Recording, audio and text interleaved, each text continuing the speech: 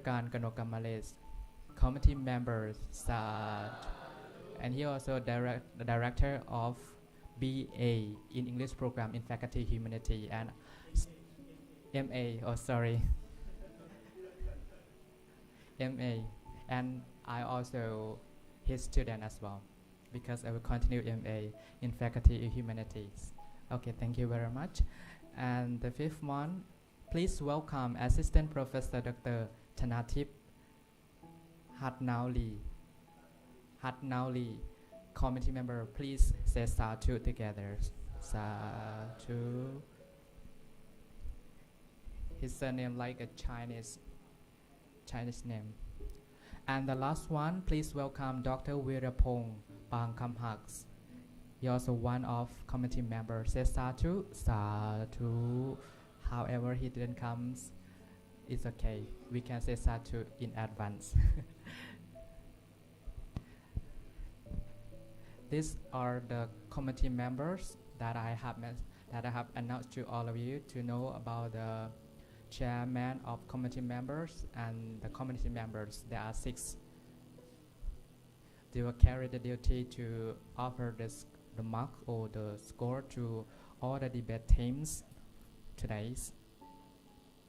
And now we are also waiting for the committee and also some team they didn't come yet, and that's why we have to wait because next sections I have to announce about the debations rules for all of you to know. Not just only speaking, okay, but you have to speak reasonable and you have to find more reason to show and to express to the committee, okay. It's not just only speaking, but don't worry and don't try to force yourself, don't try to nervous, okay. Just be relaxed, do your best. I will try to encourage you here. I always be your side, okay. And your friend as well, and your friend at the back side as well, and they always encourage to all of you. Just do your best. Don't worry. Okay. Today is not just showing your express your speaking skill or listening skill, but you stand in front of here, in front of the podium. You can show you how beautiful you are and how handsome you are. Okay, it's not just only for express your knowledge. Okay, but also your beauty as well. Don't be shy. You have to be confident. Believe that you're beautiful, however you're ugly as well.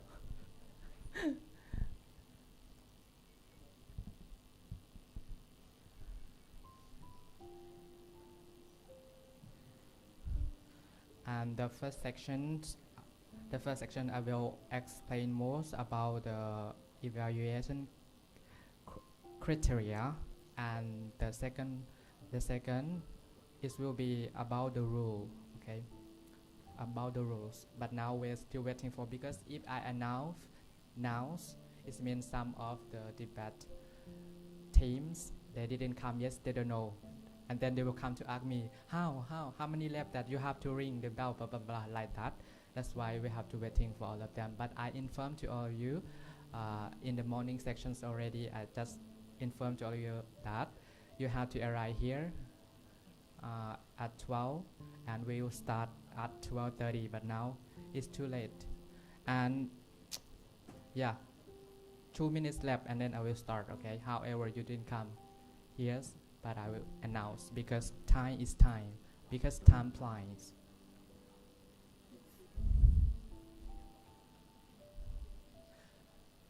And I think all the debate team, you know already your topic and your team and your member. Maybe some student they don't know the member info.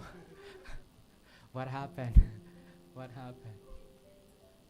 And some students say that I stand here because I'm not sitting. He said like that. Don't say like that, okay? I'm sitting because I'm not standing.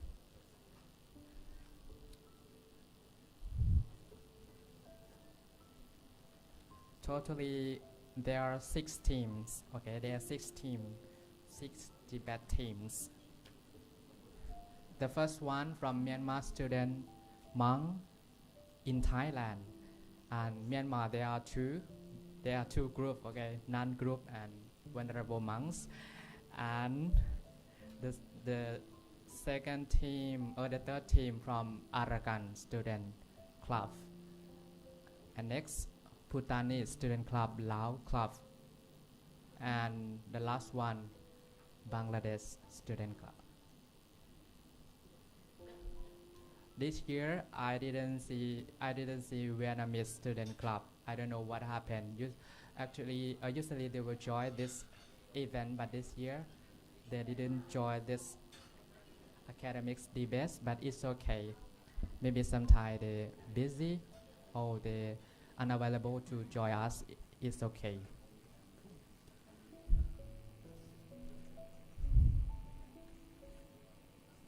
Are you ready? Oh, usually, I think, have you learned yes? Why your energy is so low? You have to say, yes, I'm ready, like that. It will be better. Nuns, are you ready? Okay. As you know, this year is very special because we have popular vote reward as well. And Pajan Mahachulalongkornrajay, he will announce in the end of the ceremonies who will get the popular vote team reward. Okay, but I saw this already from yesterday. Maybe nun team and venerable monk team from Myanmar student club, they have 4,000 share and like on academics affair page, because we post on social media to vote for the debated team. Okay, now it's time. Okay, and next program will be explain more about the rule or the evaluation criteria for all of you. You have to listen carefully for the debate team, and you will understand about that. Okay. Okay, scoring seat for academics debates competition academic activity projects on occasions of the 21st Vesak Day 2026 on 23rd May 2026 at Intelligence Mind or iMind Conference Room, Pram Bandit Buildings, International Buddhist Studies College or IBSC. And please allow me to introduce about the evaluation criteria, and please listen carefully. For the debate team, number 1, demonstrate effective speaking skill and ability to persuade and persuade the audience. 20 marks. Okay, 20 marks. And number 2, speak directly and relevantly to assign motion. 25 marks.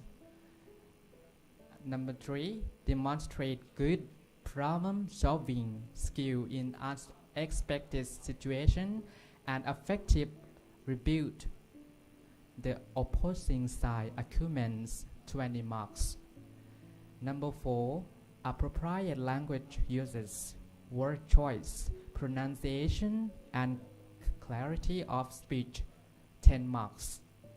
Number 5, personality, presentation manner, and effective use of equipment and supporting evidence. 10 marks. And the last one, debate etiquette and punctuality. 10 marks. Totally 100 marks. Okay. And next, I will explain more about the times that I will ring the bell. Okay. The leader,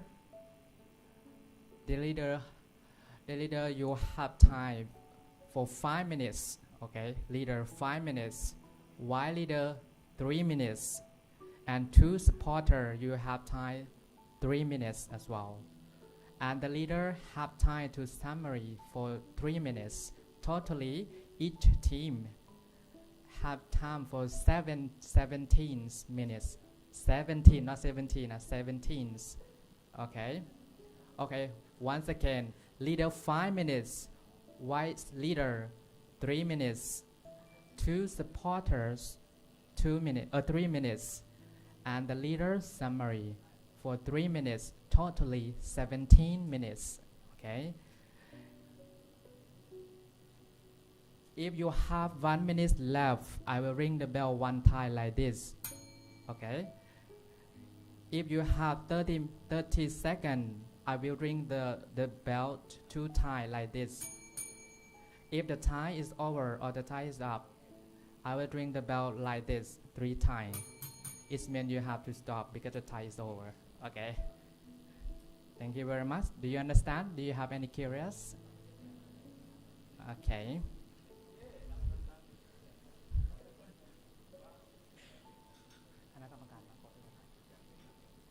Okay, we still have 1 committee left. And after that, we will introduce the committee again. One more time, okay?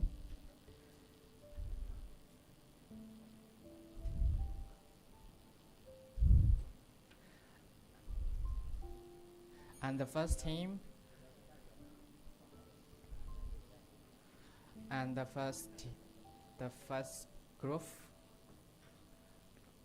going to the best today is Lao Student Club and Bhutanese Student Club, okay? But now we're still waiting for 1 committee left. Ajahn Thamanan.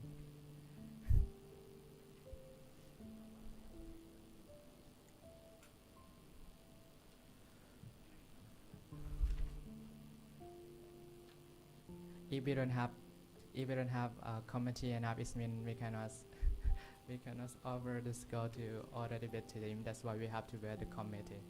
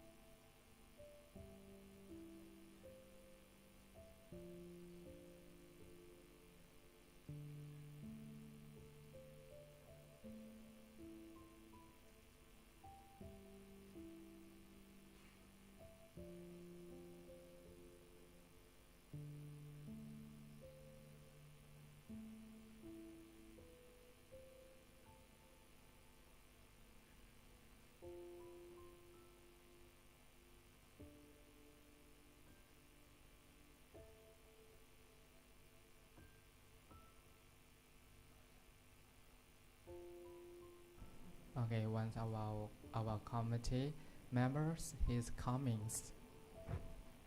and after that, after our committee arrive here already, and then I will invite our committee chairman to give a goodwill speech or encouragement for 2 or 3 minutes before we open the programs. Okay.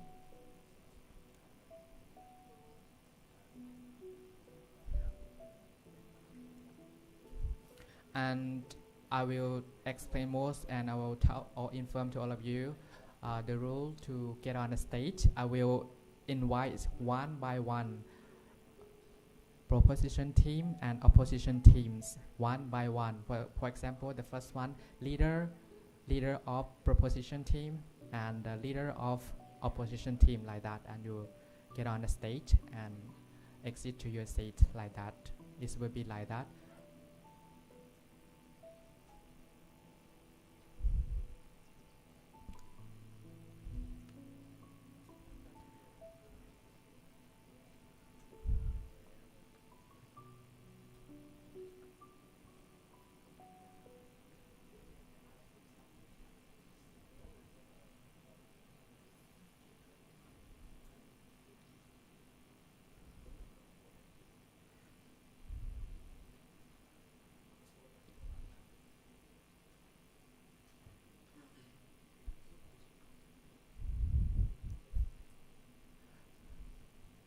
for the live stream officers, is absolutely ready.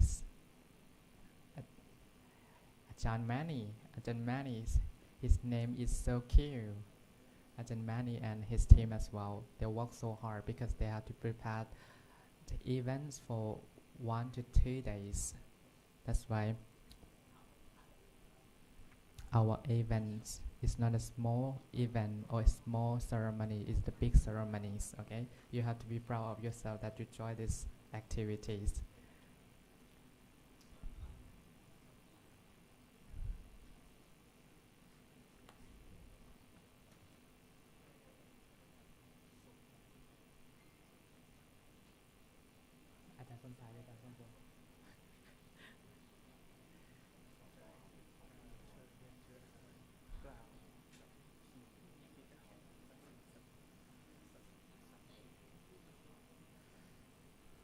Okay, so now.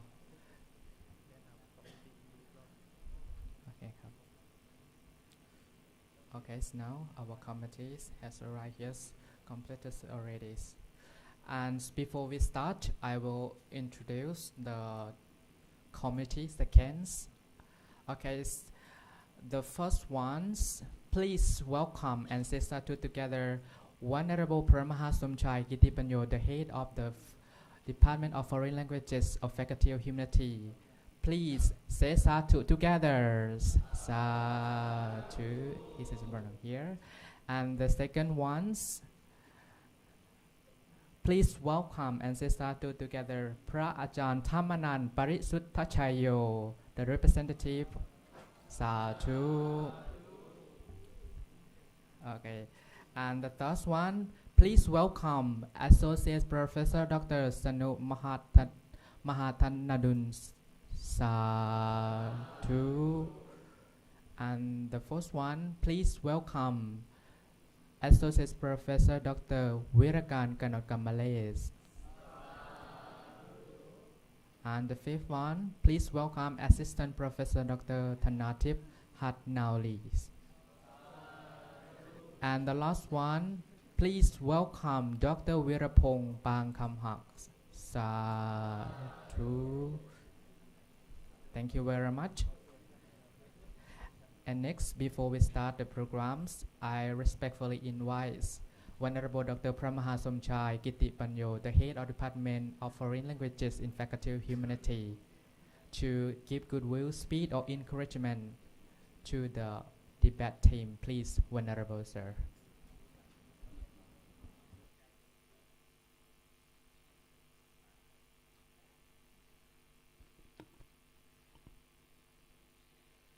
May I pay respect to the different Jain, the Buddha, the Dhamma, and the Sangha.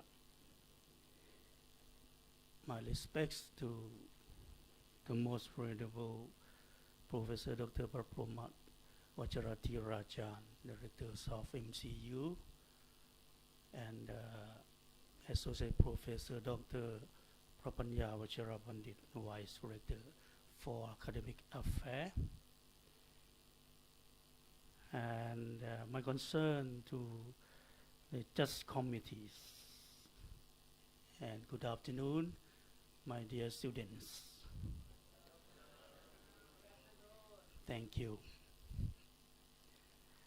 Today, the Academics Affairs Divisions, Office of Directors, MCU, under the commands of the Director for Academic Affairs, organize the academics English debate and academics quiz just finished. Afternoon session, this will be the academics English debate. So, on behalf of the Just Committees and the Chairman, I would like to suggest you a little bit. Actually, the directors of this activity would like me to say something or say a few words. Actually, no need to say anything more. but that's it, tradition or custom. Okay, because you are so excited to be competition, right? But anyway, all of teams have to comply the rule and regulations of debate. That is will bring about your highest marks from the committees. The debate today not just test or evaluate your skills of speaking or knowledge, but also to express your deepest gratitude to the Buddha. Because the debate today focus on Vesak Day. Actually, it's the 21st United Nations, the day of Vesak. So, today we just committee want to hear from you about the Vesak Day, especially about the Buddha story. How much you know him, you know the Buddha. Why do we worship the Buddha? And what are his virtues or Puttakuna? So, your duty of debate today, you can show your knowledge weapon about Vesak Day. This is regarding the Buddha. How much you can do it, you can do. That's your duty. You do your duty, we will do our duty. Last but not least, don't forget, we are gathering here to celebrate and to commemorate the Buddha birthday, the Buddha enlightenment, and the Buddha passing away for puja. Okay, I think now is the time, right? Without waiting any more time, I would like to wish you on the best. Do your best and let the debate begins. Thank you very much. Thank you very much, Venerable Dr. Pra Mahasomchai Kitipanyo, the head of Department of Foreign Languages in the Faculty of Humanity, for your delivering the goodwill speak and encouragement to all the debate team and all the audience in here. Thank you very much. Okay, and next, are you ready? Yes. And next, I will invite the first team from Lao Student Associations. You will act as a proposition teams, okay? And the first one, please welcome Venerable Somali Wang Vieng Thong, the leader teams. That side, okay? And the opposition teams, please welcome Venerable Pema Dorjis from Bhutanese Student Clubs. And next, I would like to invite the white leader from proposition teams, Venerable Kampantamit Pomajaks.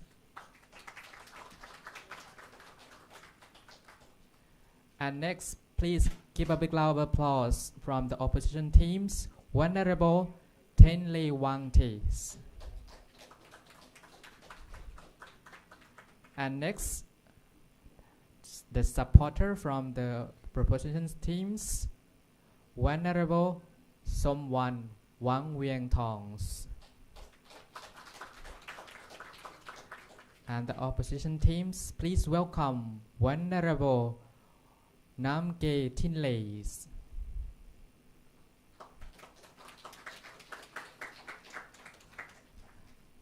And the opposition team because the proposition team we have to only 3 because another one is busy because he have to go to test in Ramkhamhaeng University. That's why we still have to only 3 papers.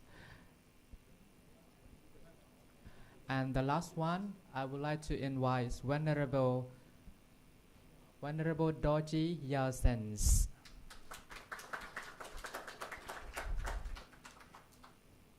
Thank you very much. Okay, please listen carefully. This is your topic that you have to debate. Does Visakha Puja Day still hold meaning for the younger generations? Does Visakha Puja Day or Vesak Day still hold meaning for the younger generations or not?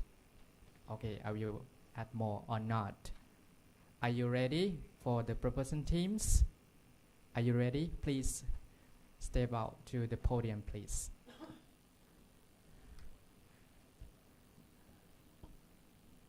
Are you ready? Yeah. Smile to me and say, I'm ready, okay? 1, 2, 3. Okay, 5 minutes is yours. Start. Okay. My respect to the chairperson of the committees and respected opponents, venerable monks, ladies and gentlemen. So before I start my speech, I would like to say my team very strongly believe that Vesak Day is very important for young generation. And before I start my speech, let me tell you the meaning of Vesak Day briefly. So Vesak Day is the day of the birth of Buddha, and the day of the enlightenment, and the day of passing away. So from the way of birth, the journey of the Buddha, where he starts until he gets enlightenment, the highest point of his life, and passing away. And the second one, let me define the words young generation or young people. In this context, young people is not only the young people in Buddhism or Christianity or Islam, whatever, but the young people in the whole world. And many people would think that Buddhism is not important for today's world. But I would like to say that in today's world, many people think technology, social media, entertainment can fulfill the happiness of the people. But I think that's not true. Let me show you the evidence. According to the research from McKinney Health Institute, reveals that young generations, especially Gen Z, that they are facing the mental health struggles 3 times more than other generations. And this is why the teachings of the Buddha, the people can bring to their life, especially the young people. So, and Vesak Days is important. And United Nations officially recognized the Vesak Days as the important days of the world. And let me give you the reason why Vesak Day is important for our young generations. The reason number 1, the Buddha gets enlightenment. What he gained is the Four Noble Truths. Here's the core teaching of Buddhism that everyone cannot deny. And what is the Four Noble Truths? Four Noble Truths is the problem-solving framework for every problem in the world. Whatever problem can follow this structure, which is the problem, the cause of problem, the end of the problem, and the path leading to the end of the problem. This is why the young people should apply this framework of solving problem to their life. And the second reason, Buddha's teaching that he gained from this day, the Vesak Days, the day of enlightenment, is timeless truth, timeless wisdom. Whenever, even in the past, in the future, in next generation, or next century, the Buddha's teaching can still be applied in the human life. Because it's not limited by time, limited by generations. Whoever can apply to their life, and they will be happy. And the third one is self-control and mental strength. Buddha were born as the ordinary people. And he trained himself from his journey until he get enlightenment and then passing away. If you compare to our life, our human life, we were born as well, and we struggle. We've been through many things, many struggles, until we would be successful in our life. Even young generation, they pursue this kind of success, whatever secular success or the success in Dharma. Everyone follows that. This is why it's very important. And also, let me tell you something. And the vision of United Nations is to promote peace, promote quality, and promote the sustainability of the world. That's why the Buddha's teaching and the Vesak Day is important for the young generation. Thank you.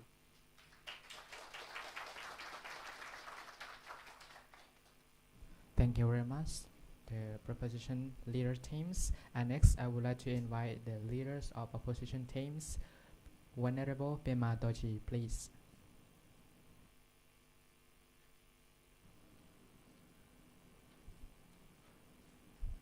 Are you ready? Please give me a sign. Okay, 5 minutes is yours. Start. Good afternoon, my respected committees and Dharma brothers and sisters. Well, our dear Dharma brother has a good opinion about why Vesak Day is very meaningful for younger generation. But their point seems not very relevant to us. That's why we strongly oppose their proposition. Now let me tell you one thing. What makes something meaningful in our life? How can we measure what is meaningful and what is not meaningful? If something is really relevant in our life, if it can something bring some value in our life, then we can consider it meaningful in our life. But Vesak Day is just like any other day. It's not very special. Now, what makes someone's life meaningful? What something is very relevant in modern time? Education, science, human rights.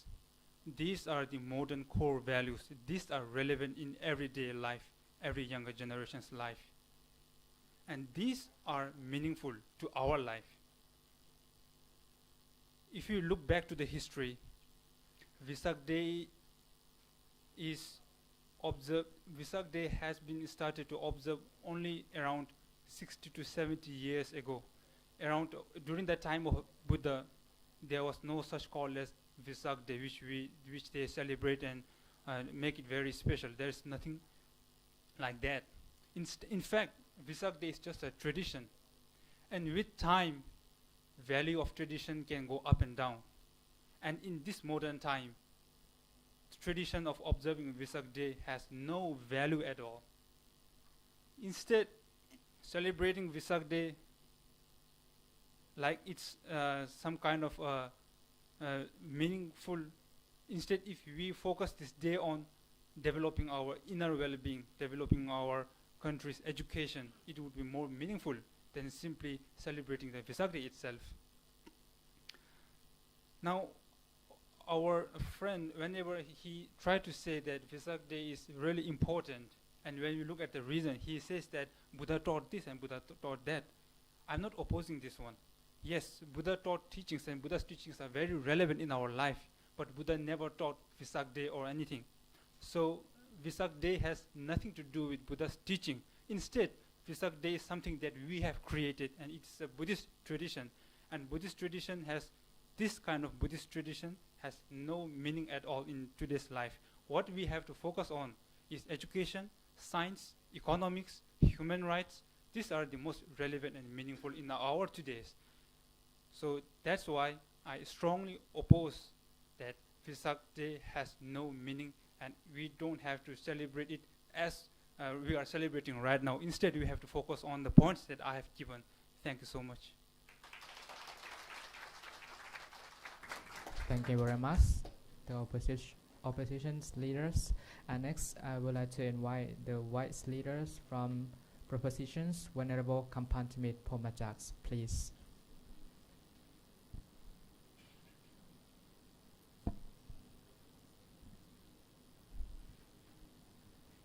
Are you ready?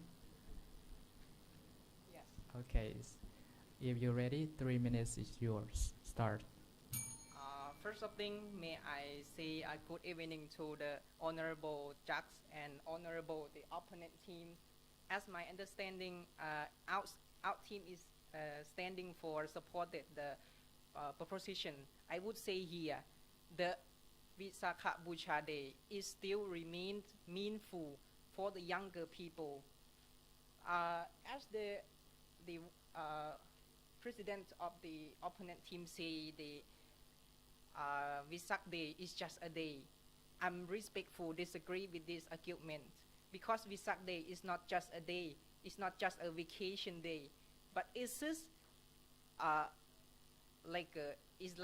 the door open up for enable young people to understand the Buddhism teaching more deeply. It's be like the Vesak Day be like a bridge to help the young people come to listening the Dharma talk, come to understand what is the Buddha teach, such as the Four Noble Truths, like my president have said about this already.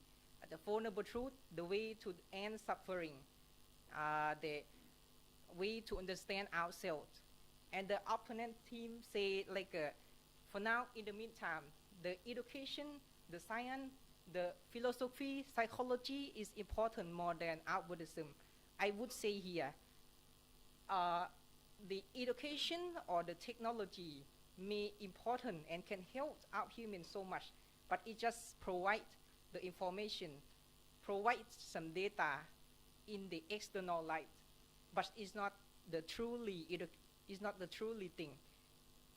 The truly thing is the truly education is understand ourselves, understand our emotion.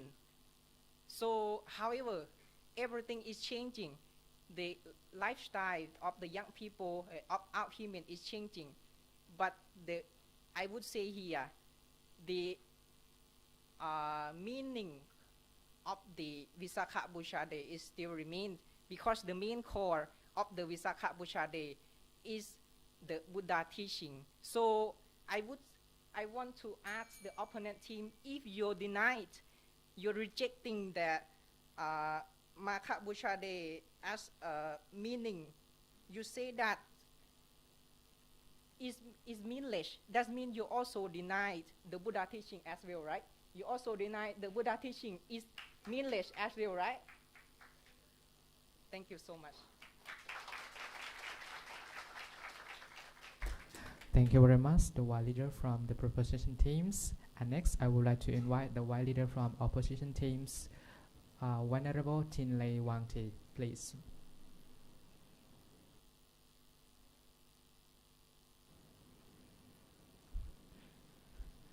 Are you ready? Or still confused and nervous? Okay, thank you for your sign. Okay, 3 minutes is your start. Respect homage to the Triple Jam and then committees and sanghas and matches and ladies and gentlemen. So today I'm here against the motion. So Vesak Day no longer holds in the younger generation. So I will conclude in 4 subtopics. Number one is young people are becoming less religiously engaged. Number 2,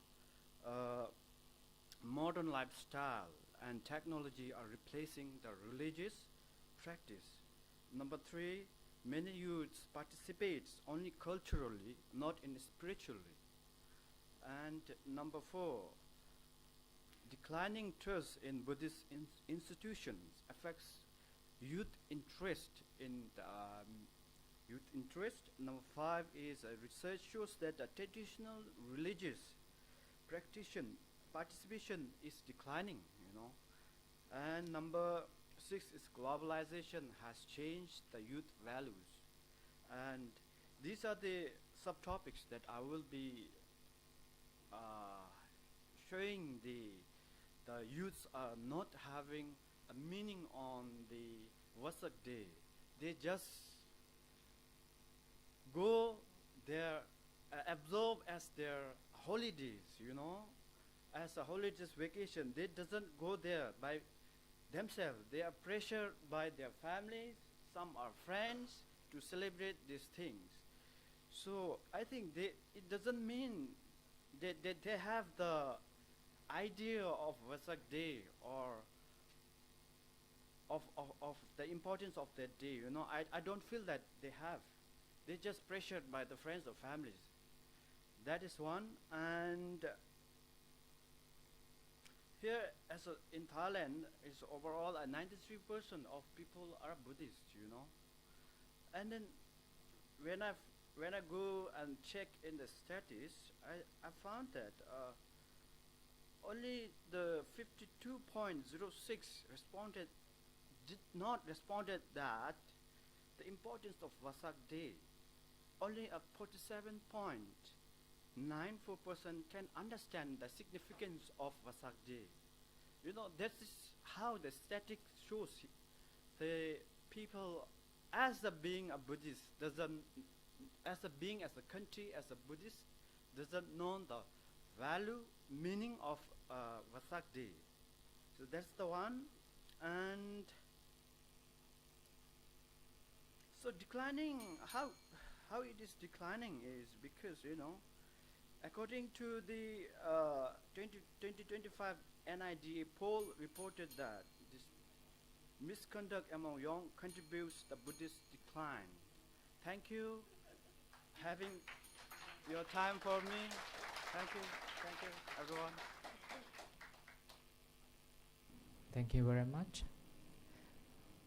The white leaders from the opposition teams. And next, I would like to invite the supporter from the proposition teams, Venerable Somwan Gyayawong, please.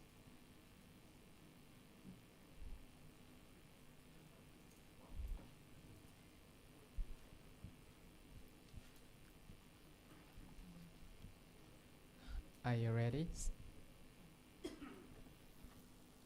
Okay, 3 minutes is yours. Start. However, I respect my community and my friends, lovely friends, and ladies and gentlemen. So I'm standing here. I would like to declare with the solution of the Vesak day, but it's not only the Buddhism they go to in the temple and get the benefit, but more example, more is in Thailand or in Laos, more is the generation or the community they come in the temple. That's you know that is not the deeply of the teaching the Buddha. The deeply is mentioned to the number 3. If we are the monk, we can share the deeply of the teaching of the monk for the generation. If you say about the education, about the technology, the education, that is faster for our life. But you don't forget, the inner peace is very important for us. I don't want to say example, according to Thailand, the Health is Mental Report 2025, So that's over 13 million Thai. There's the best links mental health. Most technically inclined rate as the labeling as the alarms rate, particularly amongst young age 15 to 79. And the Visakha, you have to, the ceremony, the tradition, or the people they go in the temple. So that is the main.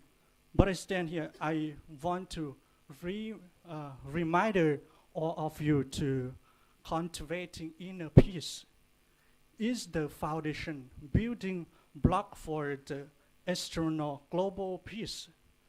That is to empower them to act as responsible global citizens driving subtly society. And thank you.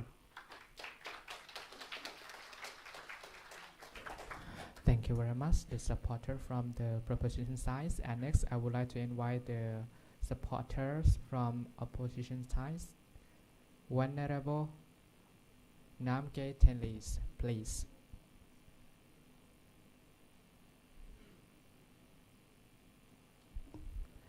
Are you ready? Obviously. Thank you very much. Okay, 3 minutes is your start. Okay, I would like to begin by expressing my gratitude for the opportunity to be here. Respected committees, audience, and my fellow debaters, a very good afternoon. So regarding the topic, I just deep down into the main point. The first thing is the competition from the Western holidays and commercialization. Events like Christmas, Valentine's Day, and Halloween often carry more excitement and peer participations of the youth. The Vesak, seen as the solemn and less fun, especially according to the discourages of the entertainment. The second thing is the lack of deep understanding of the Vesak Day. Well, some youth may join the candlelight procession or social experience. Many cannot explain the deep meaning of the Vesak, the birth, the enlightenment, and the passing away of Buddha, or parinirvana. So ritual become performative rather than reflective. So next point is that harmonizations and reduce community ties. In the cities, young people live far from the temples, and extended family who might traditionally organize the Vesak activities. Without the community reinforcement, the day passes like any other holidays. And another reason is that the youth shift forward the digital and the secular lifestyle. With the rise of social media, the gaming, and the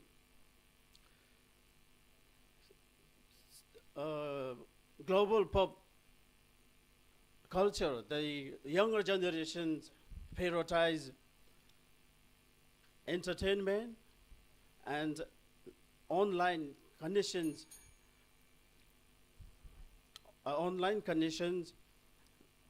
over the religious observances. So therefore, the Vesak Day will not hold meaning for the younger generations. Thank you. Thank you very much, the supporter from the opposition side. And next, due to the Lao Student Association, because another one, he's busy and have to go back to Bangkok to go to test in Rangkhamhaeng University. That's why we will replace by the member in here by Venerable Kampantamit to be the last supporter from the proposition. Please, Venerable. May I say hold on, afternoon just a again? minute, please. Just a minute, please. Okay, start. May I say good afternoon again to Honorable Jacks and Honorable the opponent team. I would stand here for support my proposition again. Like the opponent team, he said like Visakha Buddha Day is just the normal day, the same like the Christmas, the same like normal festival. I'm respectful disagree with this one too much because Visakha Day is beyond from the word that you say is the normal day. It's not just the vacation day. It's not just the holiday. It's beyond from that already. It's be like the Visakha Day is carry the valuable teaching of the Buddha. The teaching that teach our human can avoid any unwholesome thing. It's not normal. It's not versus the normal ceremony like you say. And the second one, you say the new generation or the young generation, they have pay attention to the online and social media too much and not coming to temple visit. I think now everything is changing. The lifestyle is changing.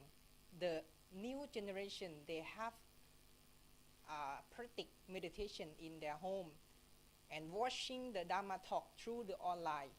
Now we have seen there are too many the social media, they have posts about the podcast, Dharma talk podcast, Dharma talk live. So we don't need to come to temple anymore. But it's not mean the Visakha Buddha Day is meaningless. It's not mean the meaning of Visakha Day is disappear. It still remain. They may the younger people, they may not free or they may select the other option such as that I say they may practice in their home instead, because now have you seen there are too many problems such as the traffic jam or they need to go to do the job for living, but they still keep practice in daily life, still keep learning about the Buddha teaching in their life. So thank you so much.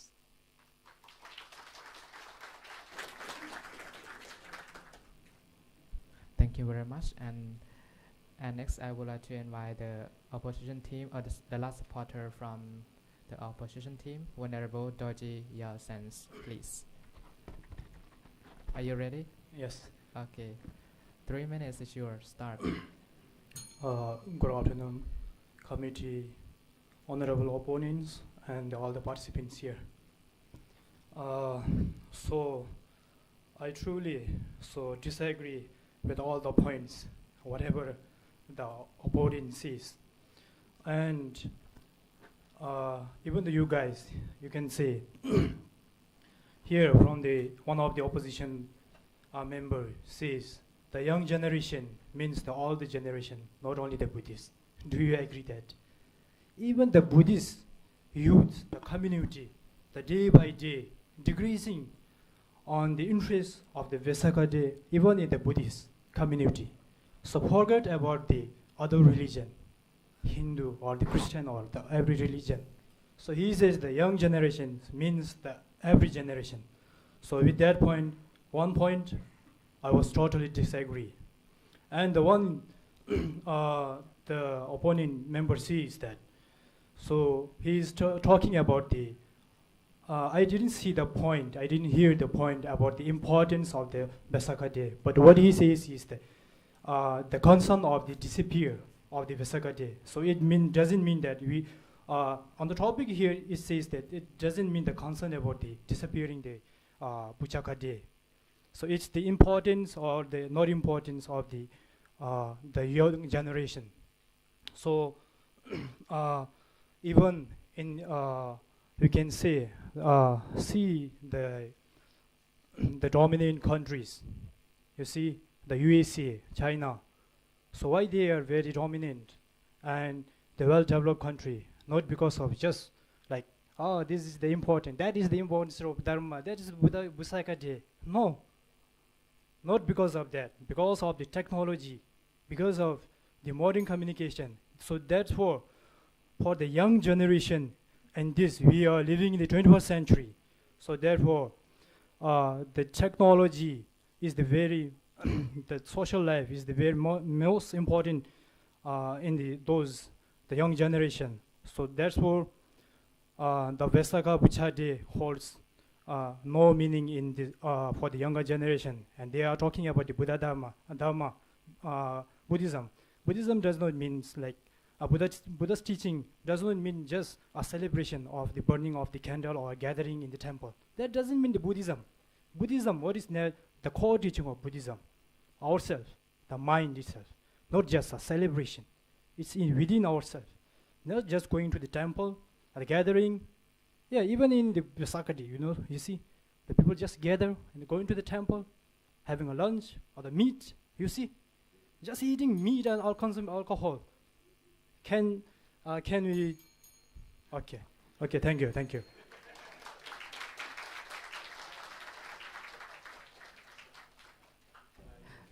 you very much. And the first round has completed already. And next will be the part of the committee to give the feedback.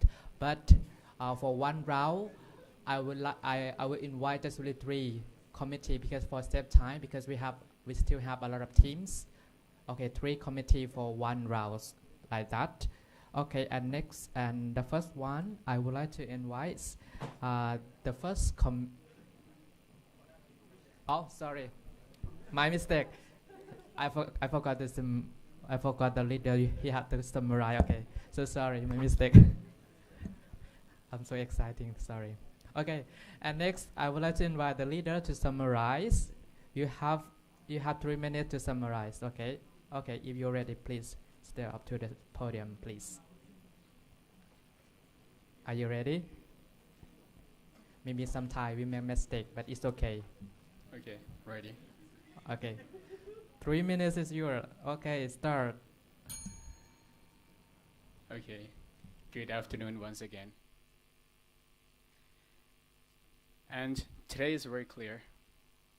They said Buddhism or Vesak day is only the normal day, or the people go to temple without understanding the meaning of Vesak day. I agree, but that's what you focus only the surface of Buddhism, the surface. But we have to focus on the profound, the deeper understanding, the deeper meaning of Buddhism. Yeah, this is really clear. Yeah, and let me tell you something. You mentioned USA, China, and have you ever seen War for Peace took place in the U.S.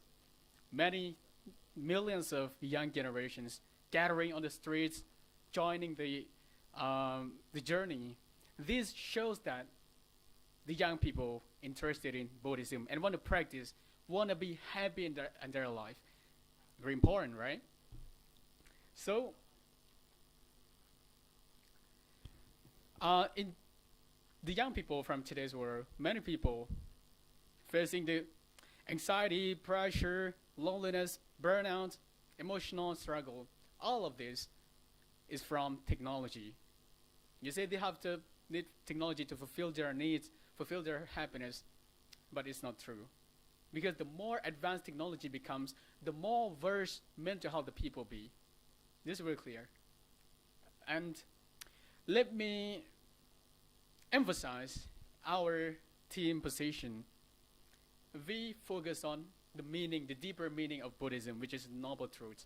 Whatever generation, whatever people, whatever country you live in, you can solve the problem in your life with the 4 noble truths.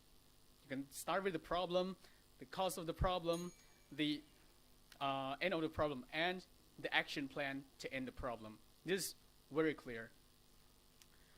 And the understanding of, and you mentioned about, the education, science, and whatever, all of this. And you see the quotes on the wall downstairs. You will see, true education is understanding oneself. This is really true.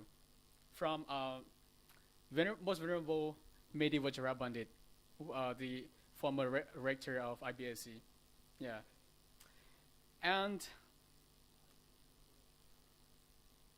the human right as well. You mentioned about human rights. The Buddha is the first person in history who fight for human rights for the people in India at a time. Yeah, this is very clear. This is our positions. We focus on the deeper meaning, but they focus on the surface of Buddhism. Thank you.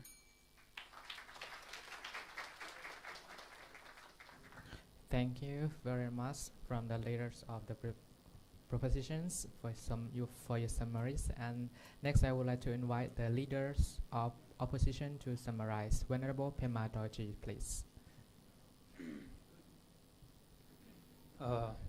Thanks so much. Okay, moment please. Just a moment, please. Okay, start. Thanks so much. Now, our group would like to conclude our opposing point in 3 main topics. And first of all, I would like to thank you that you, at some point, you also agree with our points as well. So it made our point really stronger. And now, we are not saying that we should not celebrate Vesak. It's okay. You can celebrate Vesak. Celebration is in our personal choice. We can have a good time. But what we are going to say is Vesak is not meaningful. Why it's not meaningful? We have 3 points. First of all, yes, Buddhism is important. Buddhism can develop inner well-being and so many good things. We all know that. But Vesak Day has nothing to do with Buddhism. Buddhism is a Buddha's teaching. Vesak Day is a celebration. Buddha's teaching was not a celebration at all. And point number 2, Vesak Day is not relevant in these modern times.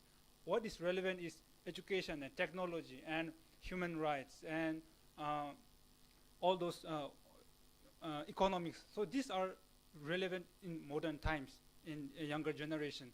So Vesak Day has nothing to do with all these things. So it's not relevant. That's why it's not meaningful. And last but not least, Vesak Day is just like any other day, like Christians Christmas, Muslims Ramadan, and Hindus Diwali. It's same like this. It's just a celebration. Why we are looking at it very special? Because it is a, I'm going to say it, please don't get me wrong, it's just a religious bias. Because we are Buddhism, that's why we feel Vesak Day is very special. But if you look this from the Christian's perspective, it's just nothing. It's just a celebration of Buddha's birthday. So Vesak Day is not very meaningful this time in this modern day. So these are the 3 points that our group want to put here. Thank you so much, and thank you so much. Thank you very much, the opposition leaders, and for the debations had completed already for the debate teams, but this time it's time for the committee. I got message from the directors of academic affairs. He said we will invite all the committee to give a feedback, and I will start from the first committee, chairmans. I would like to invite Associate Professor Dr. Virakan Kanokamale to give the feedback to the debate teams. Please, sir. Okay, thank you very much. I am the first judge to make a comment. So it is very close competition to my understanding. What is the topic? Or the topic is, I think it's very difficult for the opposition team, right? Difficult for this team, easy for opposition team. But anyway, I will talk for opposition team. The leader agreed the judge. Okay, that's very good. Yet the judge also you look at, if I can with the audience, you propose the meaning of Vesak Day, or how it is important, because everyone knows it very well. important. You also mentioned about the foldable truth. I observe you use hand movement. That's very good. Not only language flow, not only in good English, but also hand movement, eye contact with the audience. Sometimes you look at your opposite team. That's very good. Okay, for this team, for the second person, the second debater, Vesak Day, is okay. It's meaningful. That's good, meaningful for generation. So he disagree with opposite team. Disagree with it doesn't matter. So number 4, number 3, debaters also have good reason to rebut or disagree with opposition because you are opposition team. How about opposition team? So hard for them. You are monk. So for the leader, Vesak Day is just tradition. That's holiday. That's holiday. That's normal day. He disagree. Vesak Day has no meaning. It depends on your opinion. Strongly disagree with Vesak because it is just tradition. It is true. You are rebuttal. But anyway, everyone, from my observation, speak very good. Your pronunciation usually is very good. Eye contact and movement. So I don't know how to judge because really close. But I observe. I just in my mind, I focus on hitting the thumb, putting the thumb. But for the reason, for rebuttals, everything is very good. Excellent, really close competition. Thank you. Wish you the best of luck. Thank you very much, Associate Professor Dr. Virakan Kanokamalate for your valued feedback. And next, I would like to invite Associate Professor Dr. Sanu Mahachulalongkornrajavidyalaya, please. Respected to our committee headed by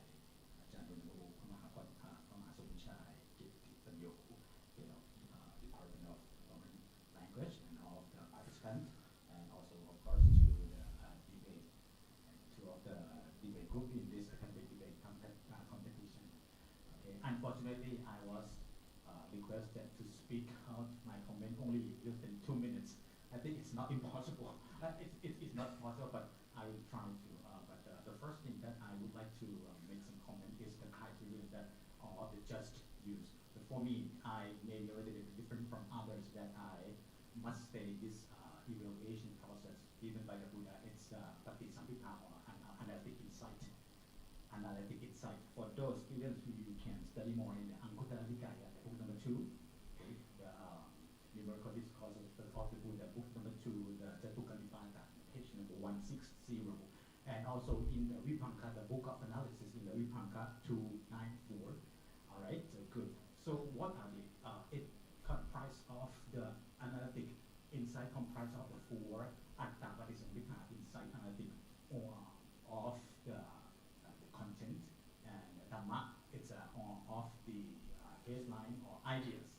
So the ideas you ever make, it's concerning to the one of the insight thing, and the third thing is very important is the Nivrutti Patisampita analytic insight on the language. Okay, so some of you mentioned English, of course, as a medium, and some of the time you mentioned the Pali and Sanskrit and so on. This is concerning the third group of the evaluation. The last group is Patipana, but that is so important concerning to the opponent group. It is the analytic insight on the application.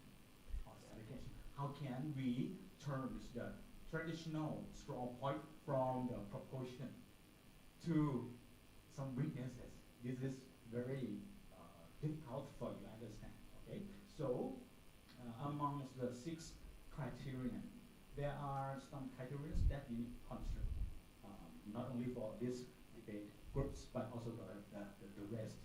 Is the demonstrates effectiveness about the speaking skill, including the persuade its ability, how to persuade the people who already know very best on the Vesak day, right? Through them. This is easy for this group, but it's in contrast is the most right tough thing for this group. I understand. I agree with Vidakan, right? Yes. So this is not easier thing, but you can change those obstacles to the benefits. But you need some skills, something like that. Okay.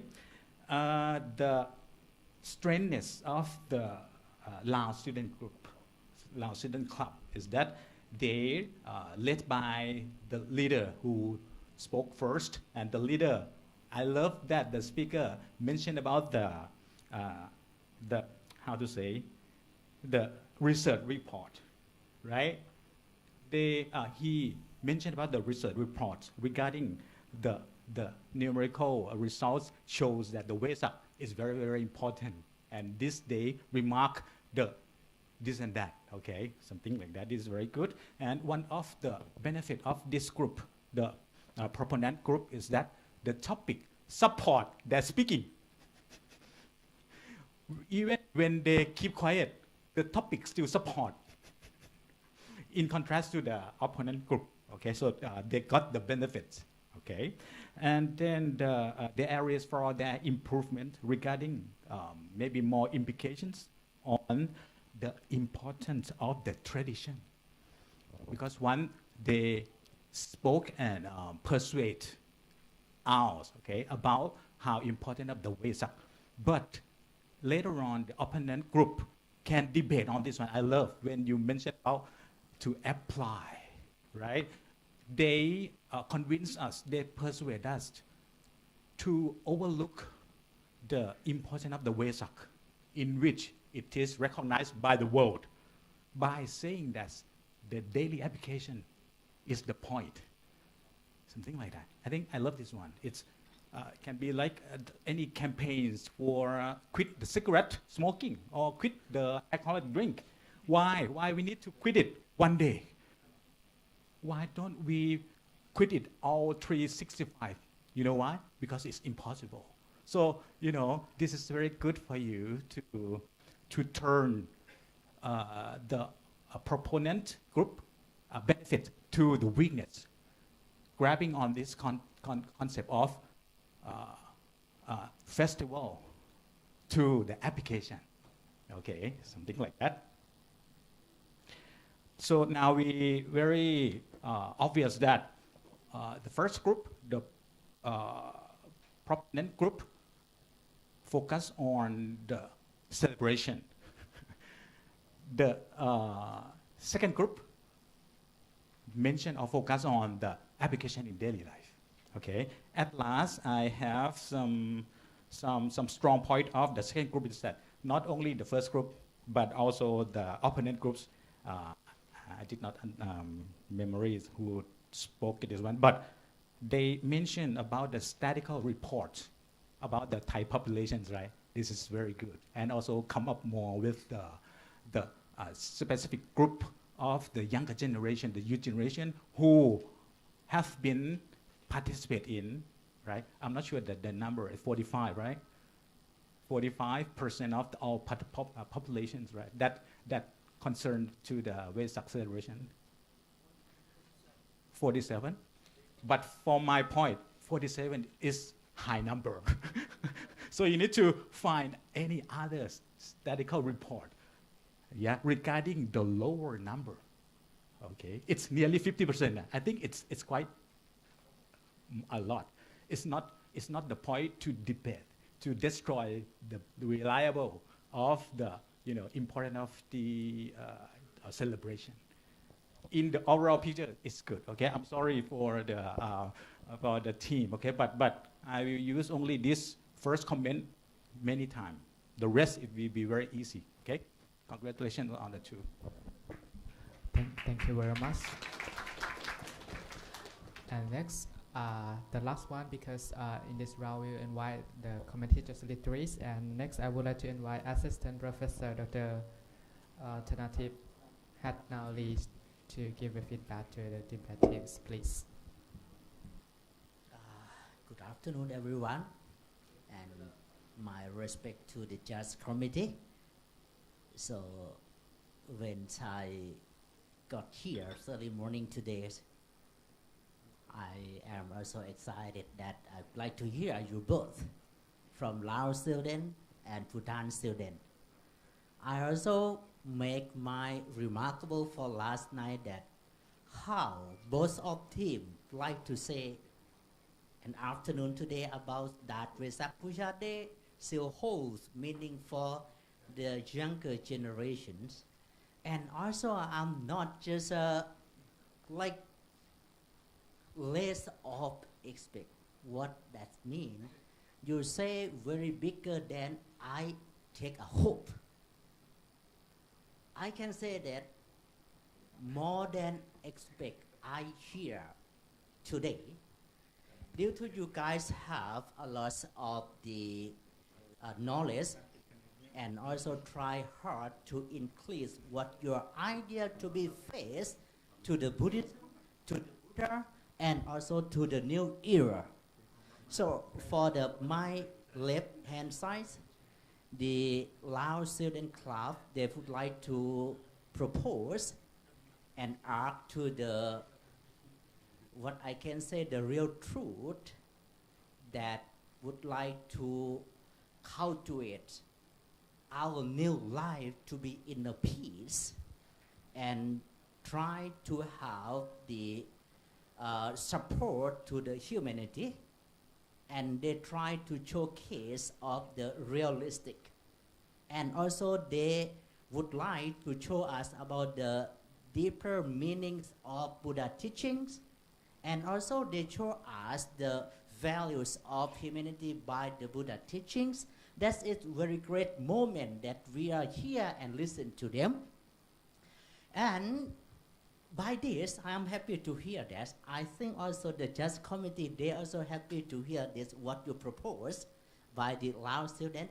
But on the other hand, for the oppositions, the Bhutan Student Club, they think to the modern style, like the mention to the humanities, mention to the freedoms, mention to the feminism, also up to the educational area, include science, technology, and also they talk to values of the modern lifestyle. Also correct, because now we stay in the digital era.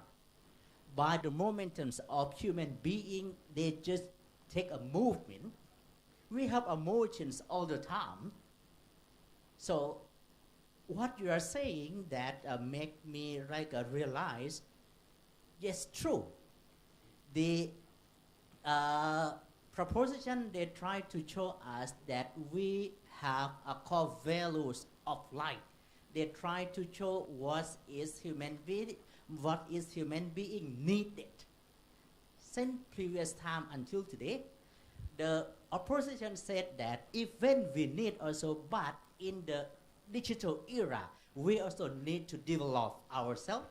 So like the Ajahn Sadhu have said that, oh, some of you guys try to showcase of the statistics of the Thai populations who are really bigger in Thailand, but who really understanding to the Vesak Day, they have just less percentage. So by this, if you ask me to judge, I will give you win-win, right? But finally, we need to give a judge, okay? Then we will have a secret to give the number who will win in this. But whatever, you guys are running overall very, very strong, bigger, and values in these competitions. Thank you. Thank you very much. And please give a big round of applause to our committee. Please.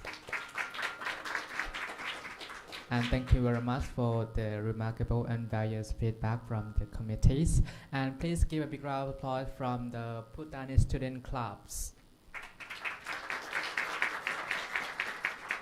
Okay, please give a big hand from Laos Student Associations. Thank you very much. You did the best. And thank you very much. Please back to your seats. And now our debate, the academic debate first round has completed already. And then we'll continue to the second round. Thank you very much. Absolutely excellent. Both of you did the best. Thank you very much.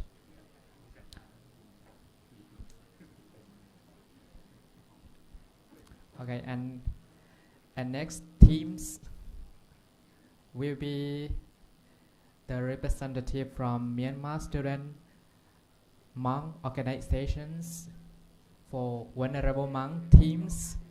And the first, I would like to invite the proposition teams leaders. Please welcome Venerable Guninta.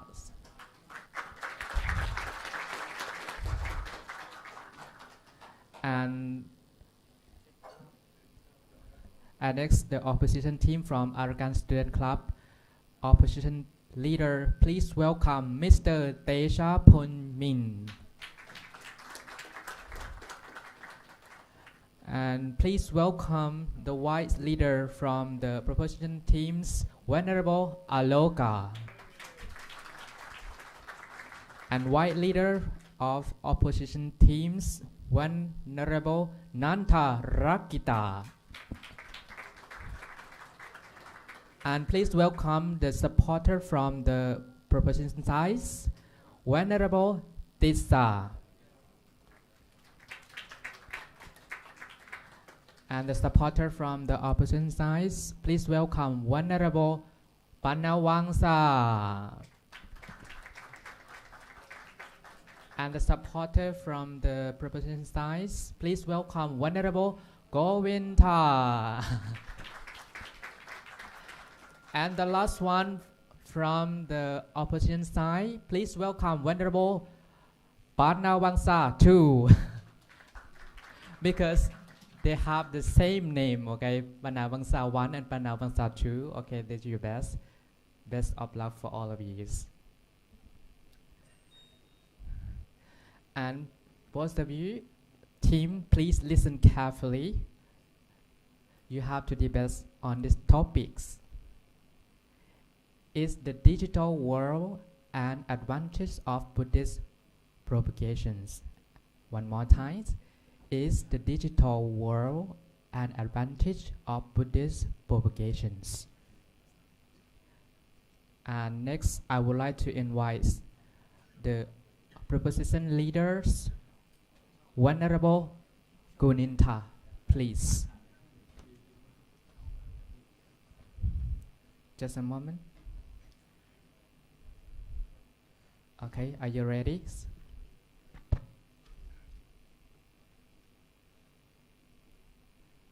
Please smile to me and say ready. Hello. Yes, ready. Okay. Okay, 5 minutes is your start. Sabbadanam Dhammadanam Jinati, Sabbarasam Dhammaraso Jinati, Sabbaradim Dhammarati Jinati, Danakayo Sabbadokam Jinati. The gift of the Dhamma excels all gifts. The taste of the Dhamma excels all tastes. Delight in the Dhamma excels all delights. The distractions of the craving overcomes all suffering. This verse denotes from the Dhammappada Gatha 354. Good afternoon, honorable judges, and the esteemed members of the opposition, and the fellow Dhamma brothers and sisters. Today, I will stand here for these sacred occasions of the Visakha Buddha Day 2026 and the 2569 in Thailand. Our world stands as a critical crossroads. As we discuss how Buddhist wisdoms can promote a global sustainable development, our team, representing the Myanmar Student Monks Organizations, also known as the MSMO, our team number 1, firmly stands to support the motion. Is the digital world an advantage of the Buddhist propagation. Yes, it is an undeniable advantage. Before we look at the advantage, and this an evidence, let us clarify what we mean by the digital world. We are not talking about the mere distractions, and we are talking about the global connectivity. The internet, the online access and the online libraries, and the streaming the platforms and the translations of the artificial intelligence, we all know that about the AI. So what is the propagation? We do find, and for the meaning of the propagation is the making the Buddha's teachings. These teachings is accessible on via online, and also this is alive and the practical for the modern society. I have a question to all of you. If the sublime truth of the Dhamma remains locked inside the physical palm leaves, this is the manuscripts, and also the isolated monastery, the walls. So how can it ever help suffering? This is the globalized world or society. The digital world is not an obstacle. It is the ultimate tool for the universal compassion. So as the leader of the proposition, I establish for our foundational framework, the digital world removes the physical boundaries. We are standing here, allowing the Dhamma to reach every corner of the art and then instantly. So to build a solid, irrefutable case, and my team members will propose these arguments across these the three vital dimensions. So these all dimensions that demonstrates is the educational and preservation advantage and how digital repositories to protect the ancient Theravada manuscript and canonical texts, and to provide the basic level students and global researchers with the instant access to the Tipitaka. Digitalizations, of course, ensures that Dhamma survives and thrives. And then it presents the benefits of the global community and the mental well-being as well. How online spaces and the digital Dhamma talks suffers is like a practical tools for the global sustainable development. I hear repeated again and again, sustainable development. So this morning, our Vice Rector already mentioned the sustainable development for the Buddhism, and also the intercultural dialogue and the shared future dimension. So we do not neglect about that, the sustainable development from the United Nations. This is the UN SDGs, we already know about that. And then totally related to the Buddhism of the sustainability. So honorable judges, this historical propagation of this Buddhism has always adapted to the technology. When the writing was invented, the Dhamma was recorded on leaves, the palm leaves. And when the printing was arrived in the past, the press, the books spread the truth. So nowadays, today, the digital world is simply the modern printing press, but with the infinite reach. So we do not deny that the digital society or digital world, whatever, so has its challenges, but for the propagation of the Dhamma, its benefits are vast and unprecedented. Thank you very much for your kind attention.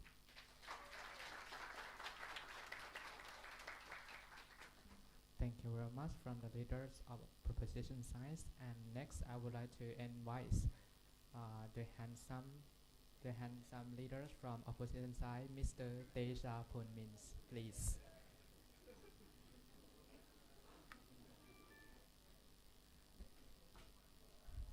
Are you ready? Yes, I'm ready. 5 minutes is yours. Start. Good afternoon, respected venerable judges and everyone, and opposition team here. And then today I want to speak about the digital was an advantage of Buddhist propagation. As the leader of my team, I'm strongly disagree with the statement. Many people believe that having Buddhist tests on smartphone is a great success. But instead of teaching from smartphone, but they load high numbers of video views, likes, and website downloads. But Buddhism is not a business. It's not about marketing. It's not about popularity. Buddhism is a deep internet practice meant to transform the human mind. My main argument today is simple. The digital world changed Buddhism from a cheap, life-changing practice into a shallow product. It gives people more access, but it destroys true qualities of the teaching. And the digital world harms Buddhism in three major ways. First, it replaces true change with false information. True Buddhist learning must be slow, quiet, and reflective. But the digital world treats the digital world treats the Dhamma like fast food. People scroll through 60-second videos or save videos on Instagram. This gives youth a false idea of spiritual progress when they are actually just consuming short entertainment. Second, the internet runs algorithm to clip views, deep and comfortable uncomfortable Buddhist truth like dukkha, which means suffering, and sila, which means if these are cut away, which is left just a cheap realization tool for daily stress. The internet forces Buddhism to away what is left, just a cheap realization tool for daily stress. The internet forces Buddhism to change its core identity just to fit the online market. Finally, the phone itself is hostile to the message. The Buddha taught us to overcome three main poisons: greed, anger, and delusion. But the digital world is built exactly on these three poisons. It runs on the greed for likes, anger, and the comment section, and the delusion of endless scrolling. We cannot cure a distracted mind by using a device that is designed to distract us. So that is why the digital world is a major disadvantage for Buddhism. Thank you so much.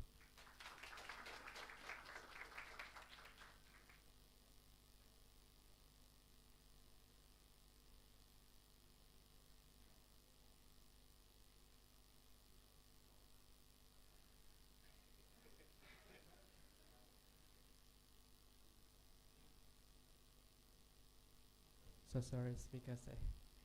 Just come back from the toilet. Okay, thank you very much, the opposition leaders. And next, I would like to invite the white leader from the proposition, Venerable Aloka, please. 3 minutes is your start. Okay. Good afternoon, Venerable judges and my audience.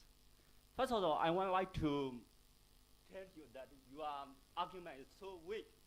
Because in the digital world, even in the printing book, they have a lot of mistakes and misinformation. And also, Buddhism is not following the popularity.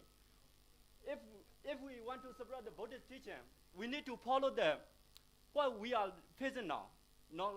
If we want to share the Buddhism is for everyone, this is the true intention. So if you don't have this kind of intention, the Chinese man, Huaishan, will not go to the India. And also Sanchan will not go to the India. And also we will not watch the journey to the West. This is my first argument to my brother. Okay. And also I will talk to the two pillars. I will argument with the two pillars. That the first is digital preservation of our history. And also universal accessibility. Because the Dhamma is for everyone, not for the only in the monastery, or who can go to the monastery. Everywhere, every place, although in the international space station, we can practice. We have to do this kind of the digitalized. Everywhere, we can use the Dhamma practice. Every method of the Buddha, if we have a Paul. So the first one, let's try to order our history. Like if in the 4th century, Buddhist text was threatened the fragile material, like a pangolian bark, easily destroyed with the weather or fire. And also, I will also give to some example, like the treasure vending of the Nalanda University in Asia, India, where 9 million of the manuscripts were destroyed, because it is only in the physical location. And also now we make 84,000 project to compare the typical to the digital and also cloud technology. Even though it is the physical monetary district. Inside timer data analysis report during the COVID-19 pandemic, online meditation shot by the 300%. So why don't we use the digital to talk about the typical? And also, because of the AI translation and also assisted technology, we break the barrier of language and also break the barrier for the deaf and also other disability people. Is it the great chat for them? Because it is all the digital era. So don't fear to face this kind of problem. It is the small problem for if we compare with advantage of the technology. So don't afraid, face and also wake up and smell the coffee. Thank you for.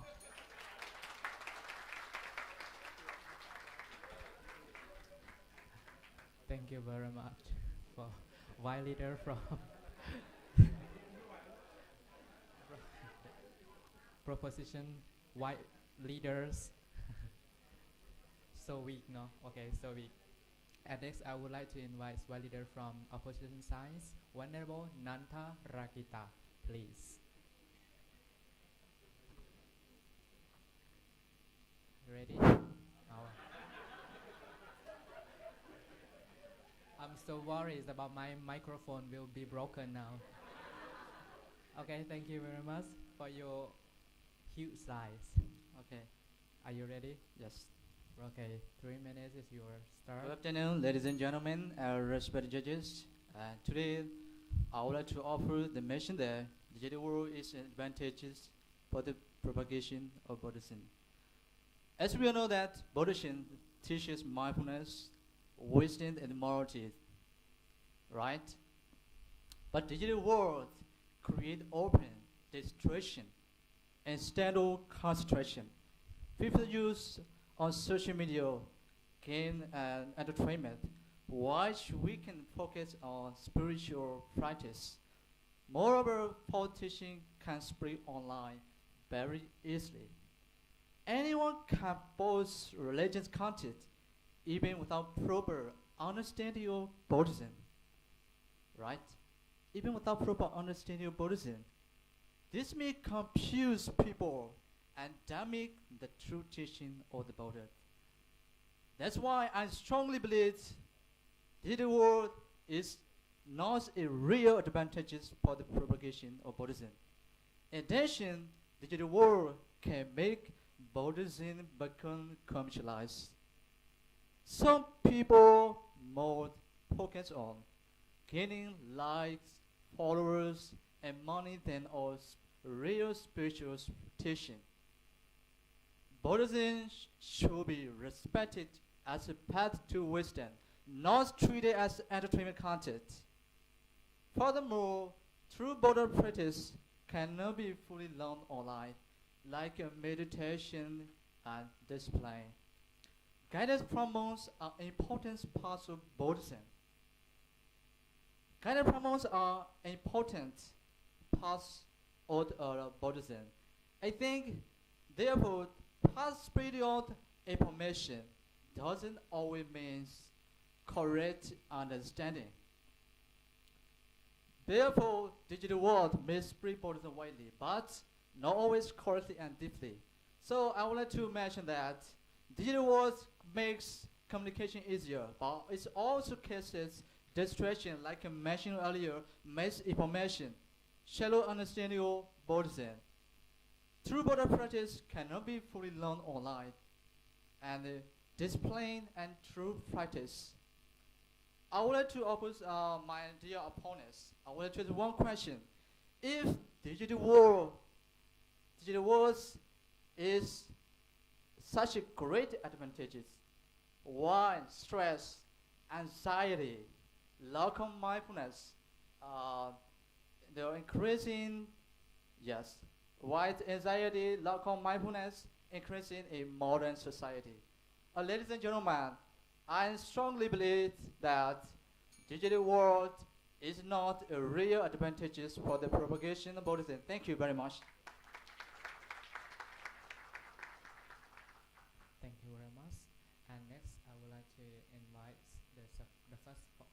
supporter from proposition science, Venerable Vesak, please. Hello. Okay. Are you ready? Yes, I'm ready. Okay. 3 minutes is your start. Good afternoon, distinguished committee, respected opponents, and my brothers and sisters in the audience. My team member has shown how digital world protects our past textually. Now I'm going to prove how it transforms our operations practically to heal modern suffering. So while the opposition expressed valid concerns regarding digital distractions, we must look deeper into the nature of these tools. A digital platform carries no inherent defilements. It is simply an inanimate object that reflects the user's own volition. Like the very first verse in the Dhammapada stated that Manopavangama Dhamma, mind resists all mental states. So as Dhamma practitioners, our true duty is to train our mind to navigate the contemporary world with awareness, rather than trying to flee from it. So in the past, traditional missionary work, or Dhammaduta, faced severe geopolitical checkpoints. So spreading the Dhamma across borders required expanded visas, diplomatic clearance, and exhausting months of travels. If administrative barriers locked the monastic out, the Dhamma was also locked out without any access.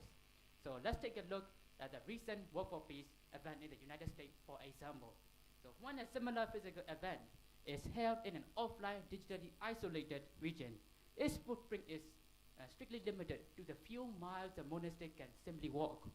So, however, when backed by digital networks, one with live streams and social media posts, it allows people from all over the globe to instantly join the event from their own homes while sharing the peaceful energy across the world.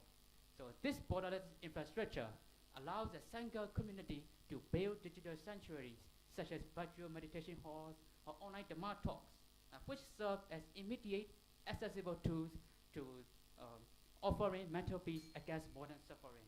So this modern world is drowning in corporate anxiety and isolation. So by broadcasting Buddha's teachings, the Sangha communities deliver the antidote directly to the tech-driven youth generation, exactly where they spend their time with. So digital propagation does not replace our physical traditions. It expands their power to heal a suffering world.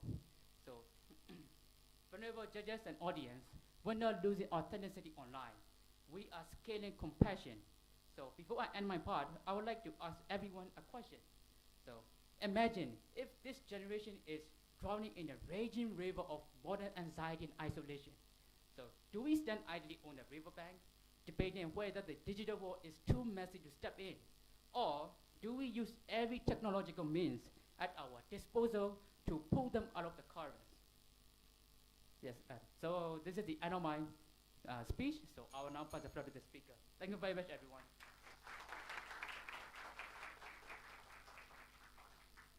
Thank you very much. And next, I would like to invite the supporter from the opposition side, Venerable Panawangsa 1.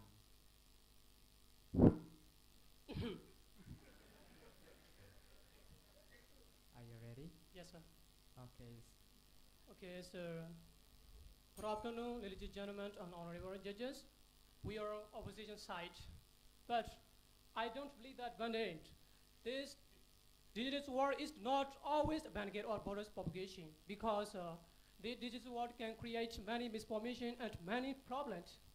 On social media, anyone can post Buddha teaching without deeply knowledge. Anyone can post. But you know that online social media, anyone can post Buddha teaching without deeply knowledge.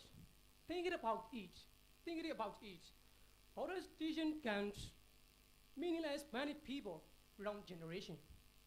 Wrong explanation and Buddha teaching can create many misinformation. Our Buddhist people. Nowadays, online social media, digital world, most of the people use their online social media, and many Buddhist people watch Buddha short video just for entertainment, not reappraised. You know that? So, most of the creators use Buddha short video, just entertainment, just dramatic music, just like, follower, comment, and view. This is not good to our Buddhist people, right? So, religion sure inspire wisdom, not entertainment mandate, not entertainment. Therefore, we believe that this digital war is not always a benefit or Buddhist propagation. Thank you.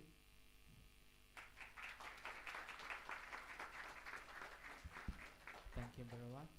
And next, the last supporter from the propositions, Venerable Govinda.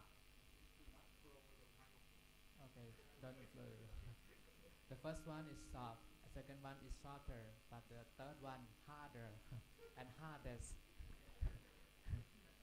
Are you ready? Are you ready? Okay. Good luck. 3 minutes is your start. Respected judges and audiences and different, good afternoon. Our team leaders and members have clearly demonstrated how the digital network safeguard our secret texts and distribute the Dhamma globally. However, I understand the opposition's concern that the online space can be a risky environment and full of fake news, bad influences that may damage the Dhamma or monastic discipline. While these concerns are valid, let's look at this carefully and ask, is the technology itself truly the problem? No, it's not. This modern platform is just an instrument, not a living person. For example, just like ancient marketplace during the Buddha's time, and that place is also full of many undesirable elements. Yet, the Buddha never commanded monks to avoid it, because the community lived there and people lived there. And today, this digital world is just like that ancient marketplace. Many people live there. So that's exactly why the Sangha should be.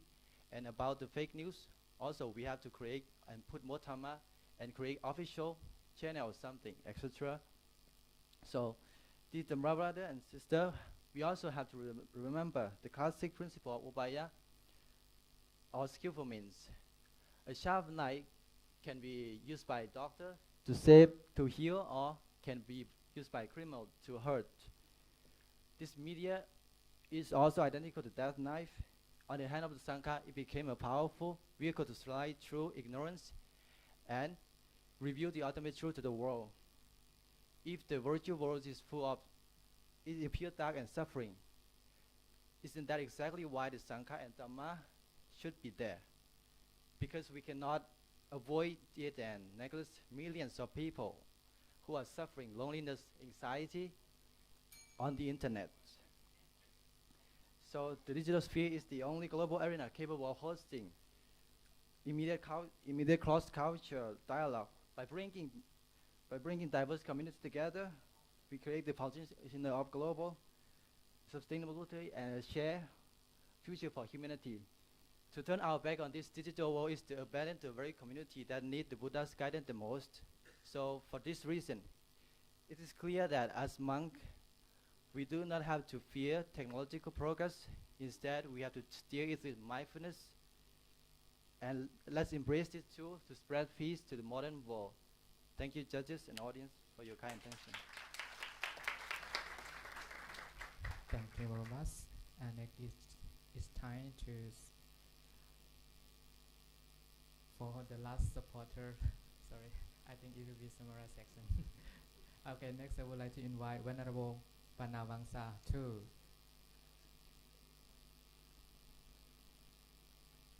Are you ready? Yes. Okay, 3 minutes. You will do your best. Start. First, good afternoon to all of you. Yeah, so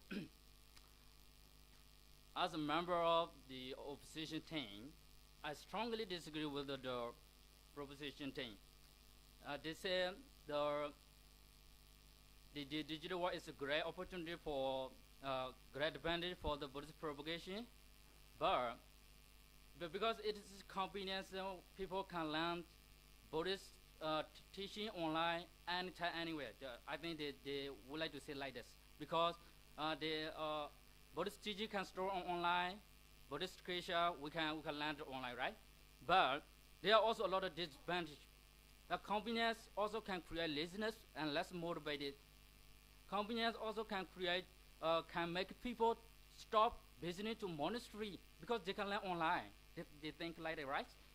And the online learning also has a lot of disadvantages. like the online learning is lack of deep understanding, and online learning cannot replace it with real experience with the monks, with the real experience from the monks. Online learning can never be better than face-to-face. When we learn face-to-face, we can create big respect, we can create good relationship and respect with between monks and lay people. Yes. Let me tell you my story. When I was young, there was no electricity or technology in our village. But in our monastery, there are over hundreds of students, not only monks, novices, but also lay students who are learning about Buddhist teaching, Buddhist history, discipline, morality, to be a better in. So, but in this digital era, people prefer going to school to learn about technology or science. They're less interested in religious. They prefer watching movie, listening to music. They rarely go to monastery to listen to Dhamma. They rarely listen to Dhamma online. Even we store online Buddhist scripture or teaching, but mostly, especially young people, they are not interested in religious, and because they prefer watching movie, listening music, and this really because we lost direct interaction in this digital age. We lost with the direct interaction with the teacher. Direct interactions with the teacher is very important in our Buddhism, because we can ask questions and receive answer from our qualified teacher. That's why I think the digital world is not advantage for Buddhist propagation. Thank you for listening. Thank you very much. The last supporter from opposition side. And next, I would like to invite the leaders to summarize. And I would like to invite the leader from the proposition side, Venerable Guninta, please.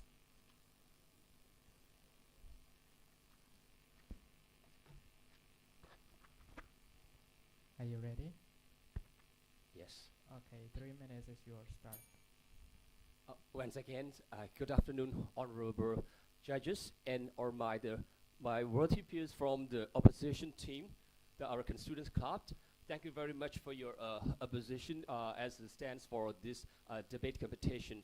For this is the final speaker from my team, the MSM1, as a propositions. So let's look clearly that this at the battlefield, today's debate. So the opposition team has spoken eloquently about the dangers of this digital world. For this is like, the teachers and students' relationships are totally rare in this digital age. So we, our proposition team, so we agree that, but we cannot deny these advantages and the profits of the digital the activities. So they advise us the algorithmic distractions and the superficial learning and the digital defilements. What we call is the digital defilements. So very addictive. Yeah, we accept it. So we respect their caution. And but we have to ask, so one question. Should a physician fear the hospital because it is full of disease? So we have been experiencing like a COVID-19 pandemic since the year end of the 2019. So it is around about 2 years. And then, so we have to point it out for this another point. So sustainability development requires us to reach the people around the world. So this reside today in the digital era. We can't deny that. And then therefore, utilizing these digital platforms as YouTube, social medias, and many things. So it's not a compromise of our traditions. Of course, because we have to living in the 21st century, we can't deny that. Repeat it again and again. So this is if we abandon the digital sphere as the opposition suggests. So we leave the internet entirely to the commercialisms and all the confusions. So is that promoting the global sustainability? So I have a question as a proposition team. If the Buddha were with us, On this Visakha Buddha Day 2026-2569, so would it turn his back on the tool that can share the middle way, Majjhima Patipada, is what's the balance of the suffering minds at the click of the button is a very important question. So according to the time constraints, I have to ask this only question to all the judges and audiences. So honorable judges, the digital world is an undeniable benefit and a profit. So it is a duty as a tech, literate, and then the monastics or the temples. So to steer this, the digital world is a wheel of the Dhammacakka in a Pali. So and moving forward, this proposition received its case. Thank you very much for your keen attention. Thank you very much.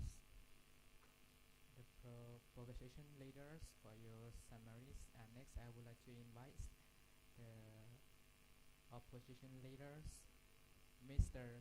Teja Punmins, please. Are you ready? Ready. Okay. Good luck. Good afternoon, judges, and judges. And as this debate comes in, let us look at the true reality of our modern world. We live in a time that gets too much about quantity, more clicks, more downloads, more access. But Buddhism has never been about mass marketing. It is about genuine internal awakening. Trying to achieve peace of mind or enlightenment by consuming Buddhist content on social media is like trying to learn how to swim by reading about water. It simply does not work. The internet takes a scarce traditional practice that requires real community and a direct teacher guidance and it turns into an isolated, shallow awareness stream. The digital world has given us more words to read than even before, but it has left us with less quiet time to actually practice. We cannot cure the sickness of modern distraction by using very device that cause it. To save the true death, purity, and safety of the Dhamma, we must reject the illusions of digital success and recognize its profound disadvantages. Thank you so much. Thank you very much for your summaries. And next it will be the committees will give feedback to all the debate teams. And next I would like to invite Venerable Dr. Prama Sumchai Kitiyapanyo, the head of Department of Foreign Languages, Faculty of Humanity, to give the feedback to the debate teams. Please, Venerable Sir.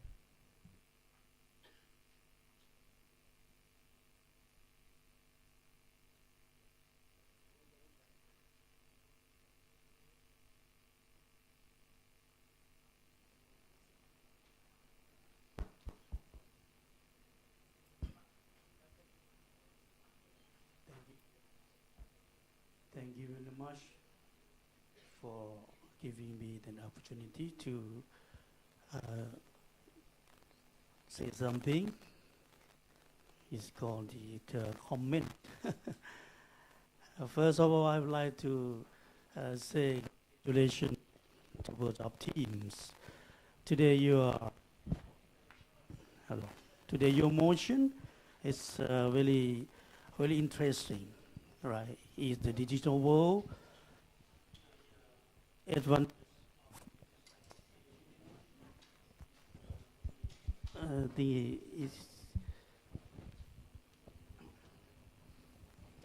hello, yes, thank you. It's not my problems. This is technical problems. The topic is very interesting. Okay. And both of your team have shown such your ability and your potential to express. Okay, the debate is not just a science, but also the art. Okay, I understand your frustration.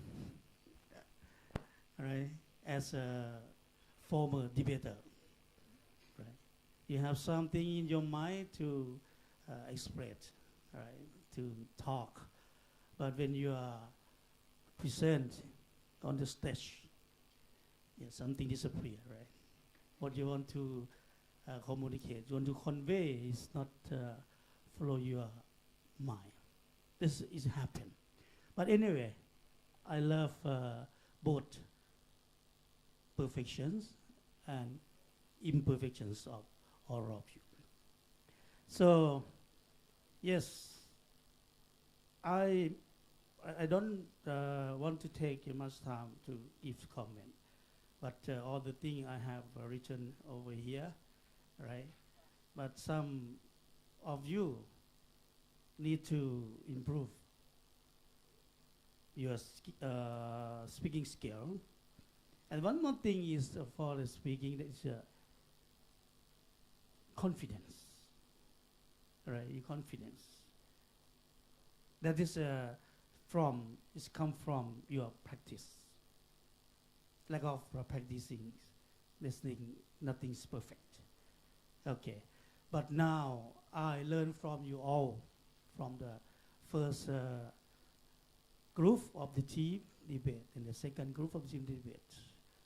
How can we integrate and adapt the Buddha teaching to in our life and to social right now?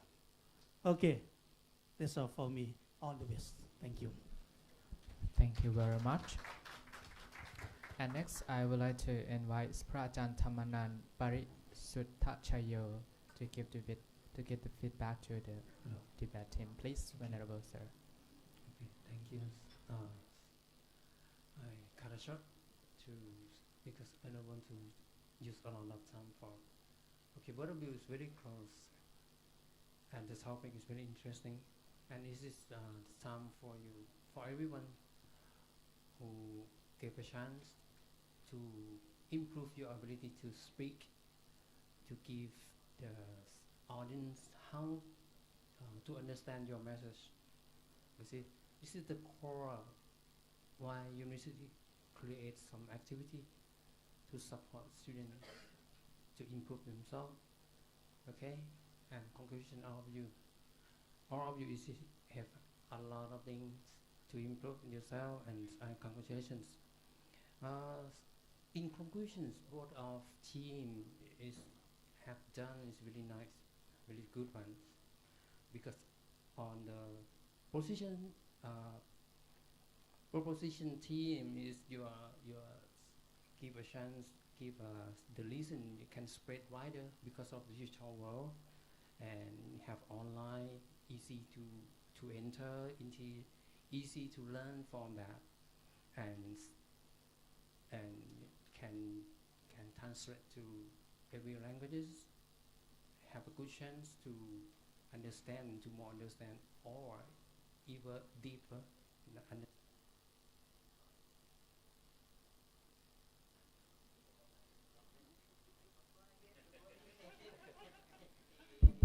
Sorry.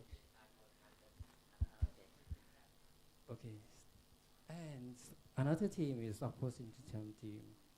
You also have a good listen to oppose, okay? Because events easy to eat or to enter that knowledge, but everyone needs to be careful, because if everyone can present, can propagations the Buddha teaching, but how we know that is the profound ones, how know this is the traditional one?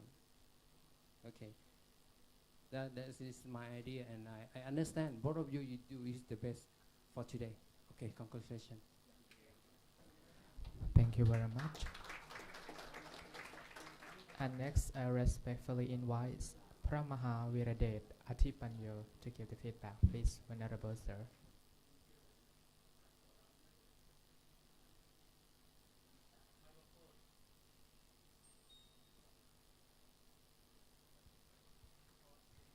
Respected venerables, students and board of team, I'm happy to hear, to listen all of you debate about a digital world as advantage of Buddhist propagation. Okay, before I'm going to I give my suggestion, I would like to give some more important about the debate. Okay, about the gesture is most important. Gesture explain how you have more confidence. And then another one, how to use mic close or far away from your mouth. Otherwise, your voice may trouble audience. And the most important is you should save your time. All of speakers use overtime. This is most important for debate. All right. But come to the motion of both team. I'm appreciate of both team. They you prepare all information how to make a gains to each other, how to support your motion, how to support each motion. That's the most important. But I also like your word, supportive team word. He said that digital is Dhamma Chakra. I love this word. Why? Chakra means moving. Digital also moving. What kind we move? Move Dhamma to the people or to the generation. I like this word. Means that you understand the advantage of Buddhist propagation. But opposite team also say that in this world, people, also young generation, use digital or devices as funny tools. They know more to use these devices to listen Dhamma. Right? To listen Dhamma, they use these devices to play a game. Right? To listen some funny movie or something like that, and most of them take it. Also, appreciate what you are addressed today. Thank you very much. I hope both of you keep mutual respect to each other after complete. Thank you very much.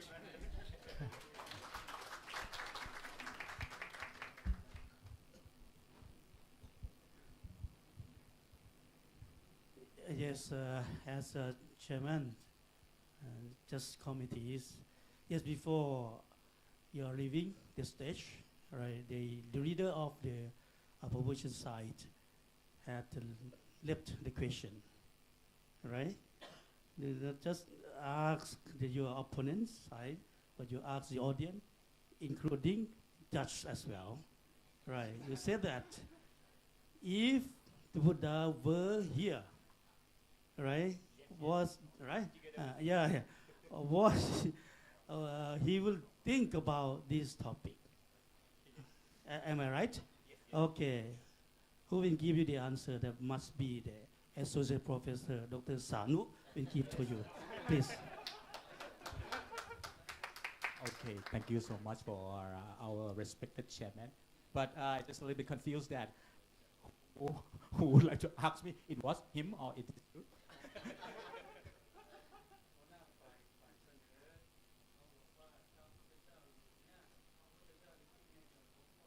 Oh, okay. Very good question. Good question, good answer, I believe. If the Buddha were still sustain his life in this digital era, will he agree on this topic, right? Okay, very good. Is the digital world an advantage of Buddhist propagation? I think this is not only me to carry this burden to answer this one, because this answer belongs to the Buddhist and the non-Buddhist. I try my best. First one, it's impossible to act like a Buddha because the Buddha encompass many good characters, right? I think that this is belong to ourselves, belong to our Buddhist to say it with confidence. Okay, and one of the best character to answer this question is that the leader. Not only the two teams debating mentioned about leader, our chair also mentioned about the leader. So I think this is the point. If we're trying to be the Buddha, in which we just cannot, we need to know the character of that one. From this title, it's about nothing but the advantage, right? From the two teams, they mentioned about many scriptures. I love that one. I appreciate that one. The leader first mentioned about Dhammapada, right? Dhammapada about Sapatanang Dhammadana Shinati. And also some of your supporters mentioned about the Dhammapada words, right? The first word in the Dhammapada. While I was listening to you guys debate, I prayed. I wait for someone to mention about the Puttachariya, Atta, but no one did. Okay, so this is something that I would like to share for your further development. You need to grab the whole idea and come up with the Buddhist words, because we are in the Buddhist university, right? So you need to find out that one. Grab at least one, two, it's better. And then you, based on that one, to debate, to destroy, the reliability of your opponent, something like that. Lokata Jariya, Yatatta Jariya, and Puttatta Jariya. It's not comes in the Tipitaka itself, but it's come in the, Atthakatha to the Anguttara Nikaya, right? The same discourse mentioned earlier by me. This time is the book number 1. It's the book of 3, in the page number 98, page number 98. So why we need to know about this one? Because if we would like to speak out instead of the Buddha, then we need to think like a Buddha. We need to act, we need to conduct the benefits, right? As if we are representative of the Buddha, something like that. So the first one, I strongly agree with the, Lokatta Jariya. Both of the team debate should base on Lokatta Jariya, right? For the benefit, the conduct for the benefit of the world. Yatatta Jariya, benefit, the conduct benefit to your relatives. And Puttatta Jariya is quite far away, but if we understand, we can sustainably disseminate the teaching of the Buddha, propagating the teachings of the Buddha, right, based on this one. Because according to the last Atta, Puttatta Jariya is the conduct as the duties of the Buddha, even though we are not the Buddha. But if we know the duty of the Buddha, right, any conducts practiced by us will, support the benefit conducted, will support the conduct as the duties of the Buddha, something like that. Okay, so I'm not sure if I answer this one, but of course, the Buddha, if he were here with us, why not? Why not? If we have a strong, motivated tools, why don't we use it? But we need to use it with intellectual insight, with our wisdom, in which the two groups already mentioned about this one. I appreciate the one, okay?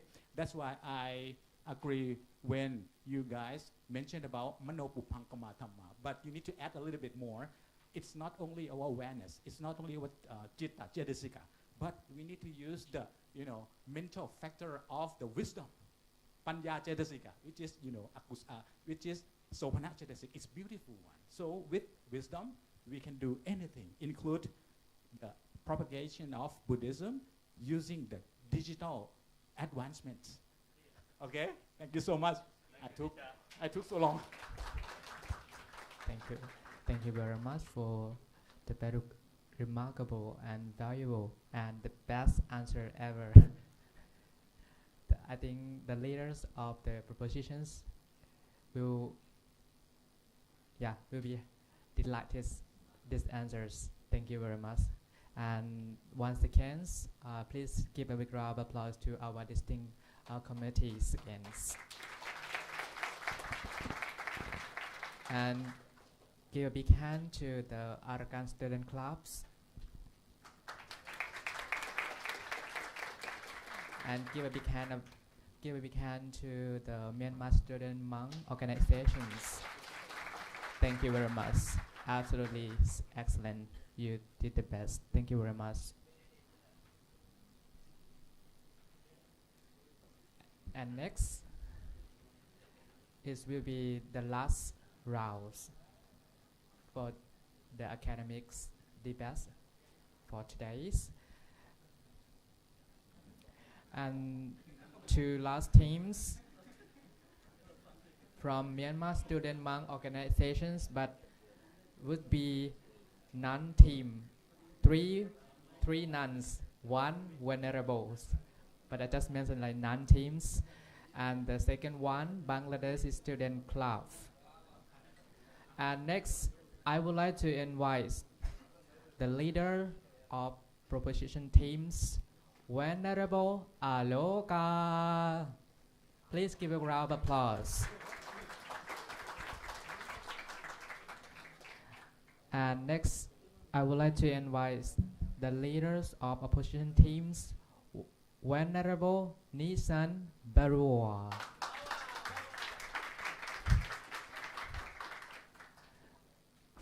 And next, I would like to invite the white leader from proposition teams, Nan Apalawani.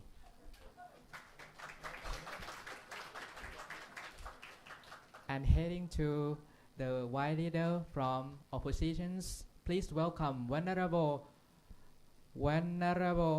Tusha Barua. And the first supporter from the propositions teams, please welcome Nan Mekawati. And the first supporter from the opposition side, we also have, and please welcome Mr. Sumel Barua. And the last supporter from the proposition side, please welcome Nan Akayani Langara. And the last supporter from opposition side, please welcome Venerable Sunayanka. Okay. Thank you very much. Sorry.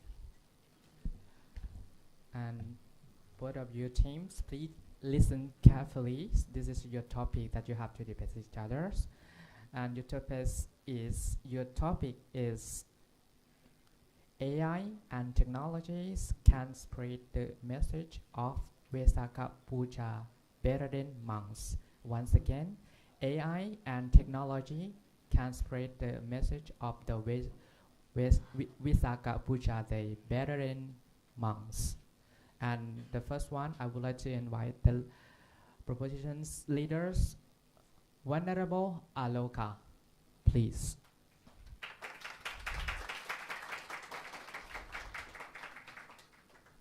Are you ready? Hello. Yeah, I'm so excited. Yes, I'm ready. Okay. I feel you. Okay, 5 minutes is yours. Okay, have a nice days. Because you said that you feel nervous and exciting, right? I just wish and bless you. Have a nice day. 5 minutes is yours. This stage is yours. 5 minutes? Yes. Okay. Okay, so once again, are you ready? Yes, ready. Okay, start. So good afternoon, honorable judges, respected opponents, and my fellow peers here. So good day to you all. So as the leader of proposition teams alongside my teammates, Opalawani, and Megawati, and Aganyani Lengaras. So it is our privilege to open this debate on the motion. AI and technology can spread the message of Visakha Buddha further, faster, and more effectively. So to establish a clear debate, let us define what this motion means. We are not here to debate who is holier, who practices it better. We are debating distribution. Who can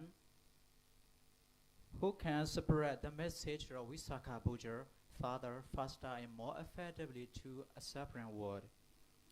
We deeply respect to our Sangha vulnerable, but today we must face an undeniable reality. That is, human monks are bound by physical limitations. We anticipate that the opposition will stand next and talk beautifully about human touch and emotional connections, but I urge the judges to notice carefully about their structural weakness. Because a beautiful sentiment cannot overcome a physical realities. Monks have human bodies. They get tired, they get sick, they need sleep, and they have to face a strict border war to go to another country. Our first point is about fulfilling the Buddha's true mission. And the Dhammapada, verse 354, Buddha said that, Sabadana Dhammarana Jinadi, which is already mentioned other things, but however. So, the gift of Dhamma exists, all gifts. The core message of Visakha Buddha is wisdom, compassion, and peace is a gift for all humanity. But a monk in a temple cannot deliver this message to a teenager in Brazil, a lonely patient in a hospital, and a worker in London. But AI and technology can do it. AI doesn't need a visa to go to another country. It never sleeps. And it can place this gift into millions of hands simultaneously. Our second point is about survival during crisis. History shows that when the Dhamma relies only on physical human presence, it is vulnerable. When the great monastic Nalanda University of ancient India were destroyed in 12th century, the human chain of teaching broke and Buddhism vanished from its old birthplace. Compared to modern history, during the recent COVID-19 pandemic, Thai temples were locked and monks cannot go on streets. What saved the Dhamma? It was technology. What saved the Visakha Buddha? It was technology. Temples launched online VNT platforms, allowing millions to join the candlelit processions safely from their screens. Technology preserved their connections when human presence were physically legally impossible. So even our university recognizes this too. A 2025 study in the MCU Journal of Peace Study explicitly highlights how AI and digital modern works are necessary to bridge ancient wisdom with the modern global mental health. And furthermore, our MCU MOOC platform now hosts digital courses like AI and religion, which is proven that our premier Buddhist university use technology to spread the teaching furthermore, because physical classes reach their limit. Honorable judges, we are sitting at stage today.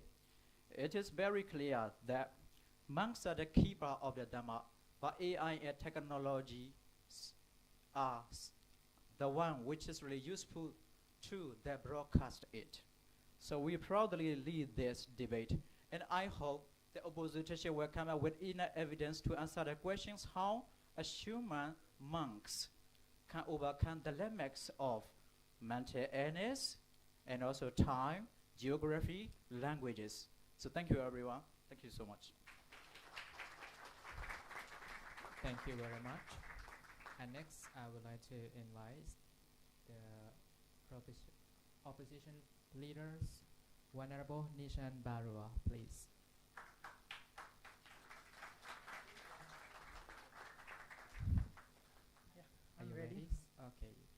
minutes is yours. Enjoy your time.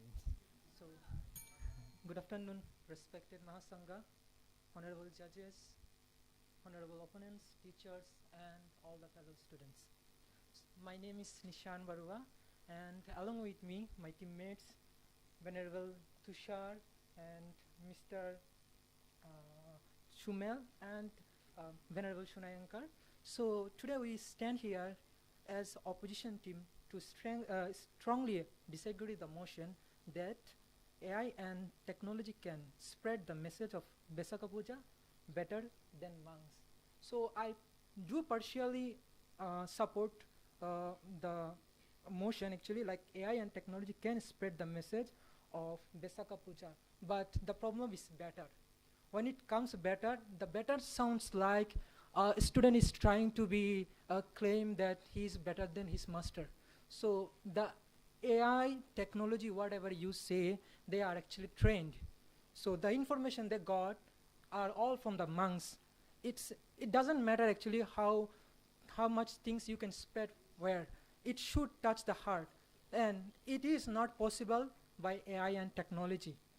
Of course, it is that you can go further and further with AI technology, but you can't really claim that it is better, because when it comes to better, you have to give credit first to the monks who actually could give the data to build on the AI and technology. You have to give them credit around 70% to the monks, those who actually serving the human being and Buddhist teaching this long, like 2,500 years.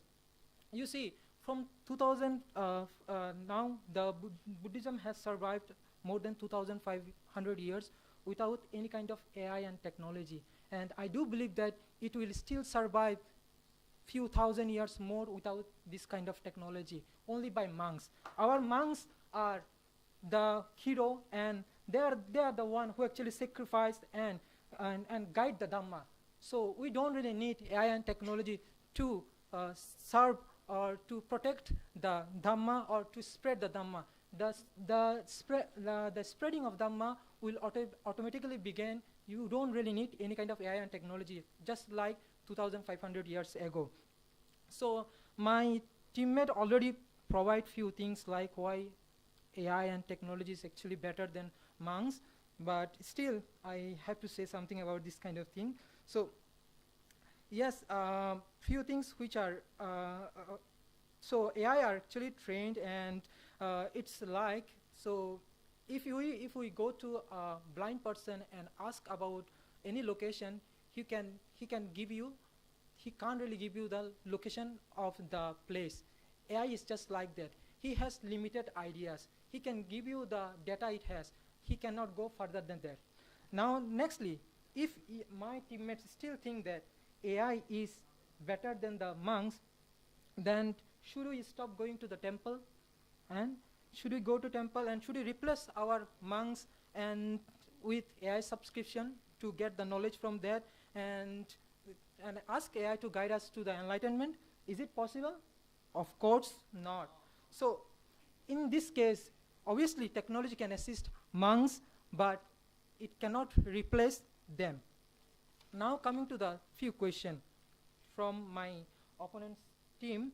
So human can get tired. That's true. AI also get tired. If the electricity is gone, AI is gone. Finish. Now come to the and what about the human body? You see, as I said, you don't really need Dhamma when there is no human body. As long as human is here, the Buddhism will stay and it will survive without any kind of technology. Thank you very much.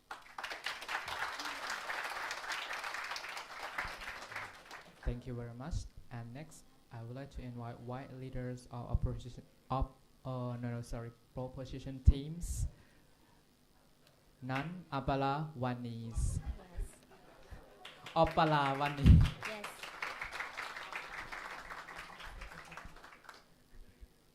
Are you ready? Yes. Please smile to me and say ready. I'm ready. Yes. Okay, thank you. Okay, 3 minutes is your start. Good afternoon, respected judges and audience. The opposition thinks both way about human qualities. However, it is not enough to deny realities. When it comes to sharing the message of Visakha Buddha with the world, AI and technology are the best, simply better than monks. We respect monks deeply for preserving Buddhism for centuries, but in today's digital world, the real question is who can spread the message farther, faster, and more clearly? The answer is AI and technology. Today, I will explain 3 points. First, AI breaks language barriers. Buddhism is non-global, but traditional teaching faces language limitations. A monk may know 1 or 2 languages, but AI can communicate in hundreds. Now, AI systems support over 100 system language real-time subtitles. When temples live stream Visakha Buddha ceremonies, AI subtitles allow foreigners to immediately understand the sermons and candlelit procession. So, let me ask you, please answer yes or no. Can a monk speak millions of people in different languages at the exact same moment? The answer is no. Can AI and technology do that? The answer is yes. That is the reality of modern world. Yes. Second, AI makes teachings easier to understand. Let us be honest, traditional sermons can be long and complex for children, teenagers, and foreigners. AI changes difficult concepts into simple lessons.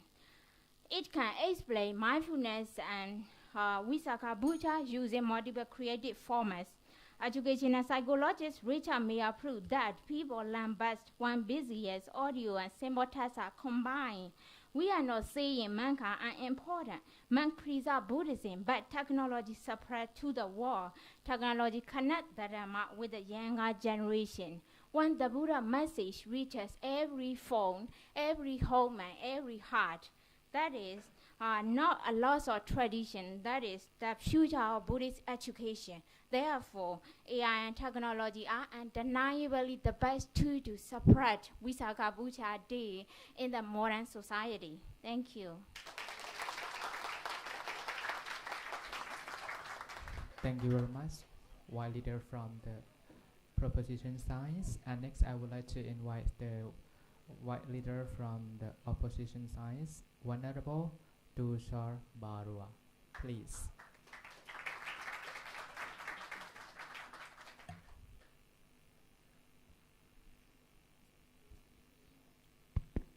Are you ready? Yeah, I'm ready. Okay, 3 minutes is yours. Okay. Start. So, respected Mahasangha and all of my Dhamma friends and brothers. So, here the proposition teams claim that then Visakha Puja spread better than AI, better than monks. So, it's not possible. I strongly disagree about it. So, first of all, better means to reach the message everyone, not for the people who have the technology access or internet. So they have a report that 2.6 billion people still have no internet and technology access. That report is from the United Nations. So Buddhist countries like Myanmar, Laos, and Cambodia, and Sri Lanka, where the people lives in the remote areas, how they the technology can spread the message to them, it's not possible because only monks can do that, because monks go there for Pindapata, and they have a temple, and monks can spread the message through directly to the people through temples, personal guidance, and also via talking. So also that they mention about who can spread the knowledge, AI or monk. So I say the monks, because AI have no personal feelings. AI have no, they cannot understand the sufferings of the people. So monks can understand the sufferings of the people. They can they can talk about the people who can suffer, who can need mental realization. Also, then the sister asked also that who can monks AI can translate 1,000 or any other language. So it's not necessary because every countries have their own AI technology. So but the monks also, they have in different countries they have lots of monks, and they can use their own language, also the local language. So I have a question about proposition team that if they have how can the AI technology spread the Visakha Puja message in the remote areas where have no electricity, no internet, no technologies, and also that it's not means that Visakha Puja message only just ask the AI and learning something. Not Visakha Puja message is like to share the compassion, share the generosity, mindfulness. So thank you for everything. Thank you very much. Next, I would like to invite the first supporter from the proposition side.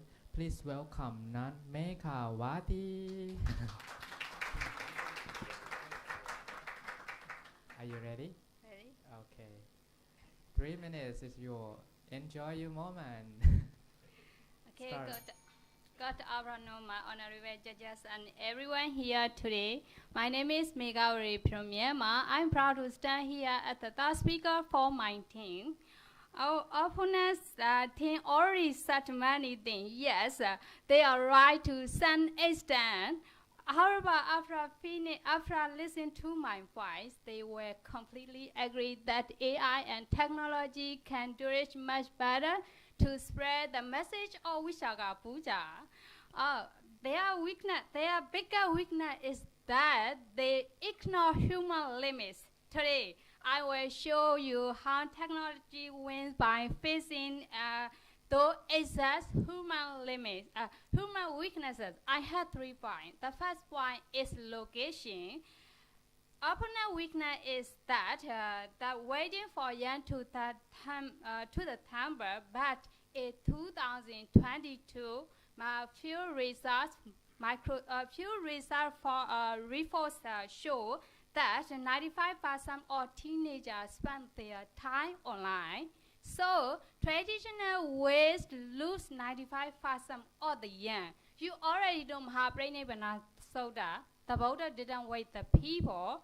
Instead, he walked to public crossroad and city gate because that was where the people gather. Today, TikTok, Instagram, and Facebook are our modern city gates. Technology goes to what the people already are. AI doesn't wait, it's reach out actively. The next one is method of learning. Their weakness is that traditional sermons are too long and following for the year. In 2015, Microsoft study showed that modern human attention span is only 8 seconds.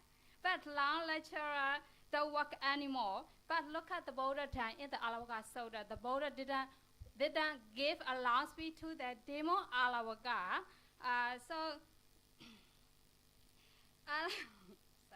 Instead, they had a fast interactive question and answer session. That is exactly what technology does. AI to and short animated video turn learning into an direct conversation. The last one is motherhood. There is also another their openness weakness. Why men are not available 24/7 to offer spiritual development and mindfulness. So many people suffer anxiety, stress, and panic attacks at midnight. You can see Kisagorami. The Buddha didn't give a heavy word to craving. Kisagorami, he gave a practical action to find master seed. Technology does this today, like meditation as AI chatbot. It provides many people practical mindfulness tools inside their phone, 2 a.m. or whatever they need easily and effectively. technology makes Buddhism 24/7 to a part of our daily life, overcoming human limits. That's all my presentation. Thank you so much for listening to me carefully.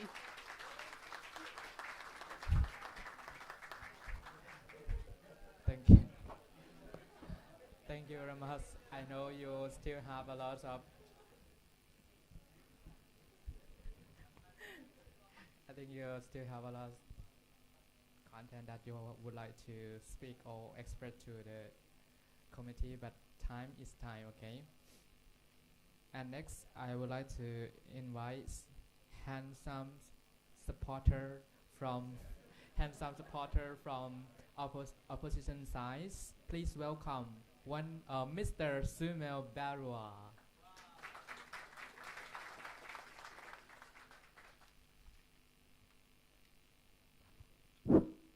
Okay, thank you for your time.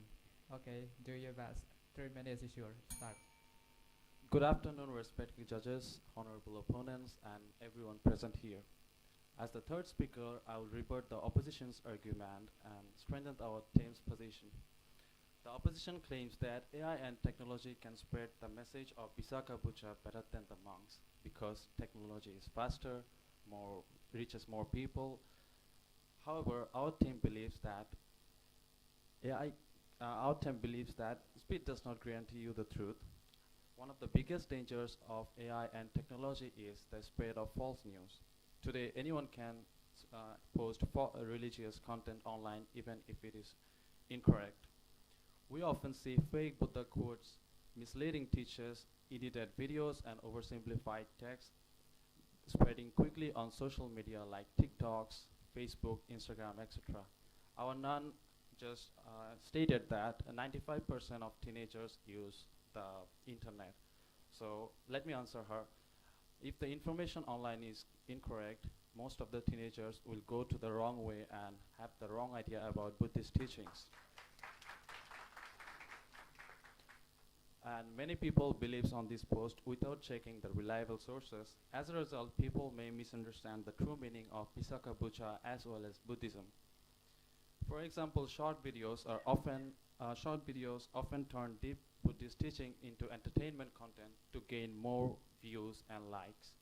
But Visakha Buddha is not entertainment. It's a sacred day about wisdom, morality, and enlightenment. This teaching requires careful explanation and spiritual guidance. Monks spend many years of their life studying the Buddhist scripture and practicing discipline. They are trained to teach Dhamma to the people correctly and responsibly.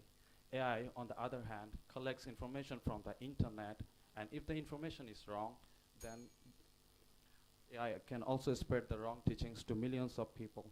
The opposition may argue that technology reaches more people. Yeah, obviously that is true. But spreading the incorrect information to millions of people is really dangerous. We believe that quality is more important than quantity. It is better for the people to receive the guidance from the monks rather than relying on some uncontrollable social content.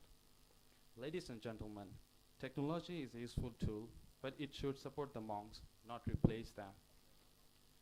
AI can spread information, but monks spread wisdom, compassion, and true understanding, and they guide us to the path of enlightenment.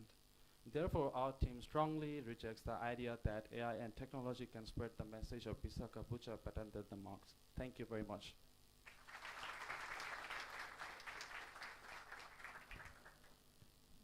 Thank you very much.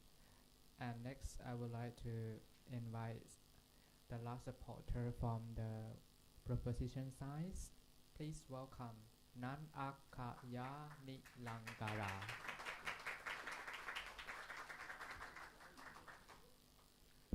Are you ready? Ready, sir. Okay, please. 3 minutes is yours. Start. Good afternoon, honorable judges, respected opponents, and everyone here. My name is Occasion from Myanmar. Today, our opponents made some good points, but the first clearly show why AI and technology are better for spreading the message of Visakha Buddha in our modern world. First, let me be clear. We respect our men deeply. Men are important. They protect Buddhist teaching and give us moral guidance. We are not replacing them. Let us look at history. In 100 BCE, during a terrible war and famine in Sri Lanka, monks were dying and the oral teachings were almost lost. To survive, they used the technology of their time. They wrote the Tipitaka on palm leaf. Writing did not replace the man.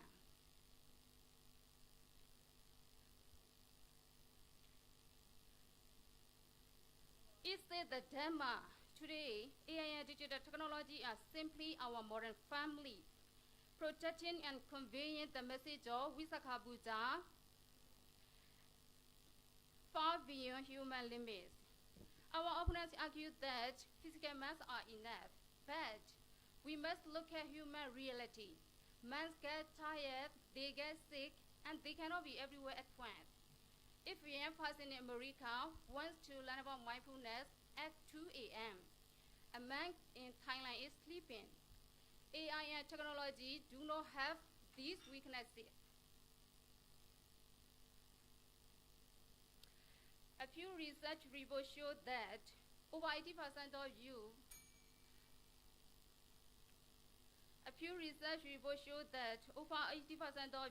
look for answers online first.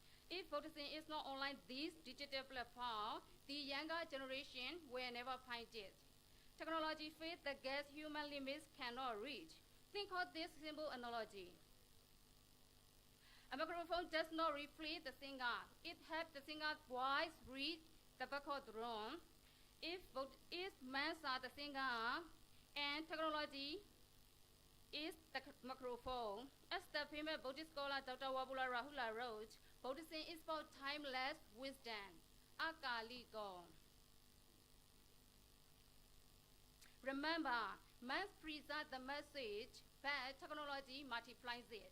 For this reason, we strongly maintain that AI and technology to spread the message of Visakha Buddha, the light of Visakha Buddha to the world. Thank you so much.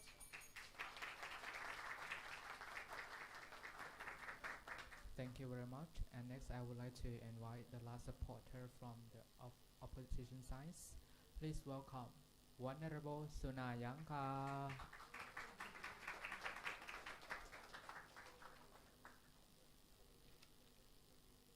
Are you ready?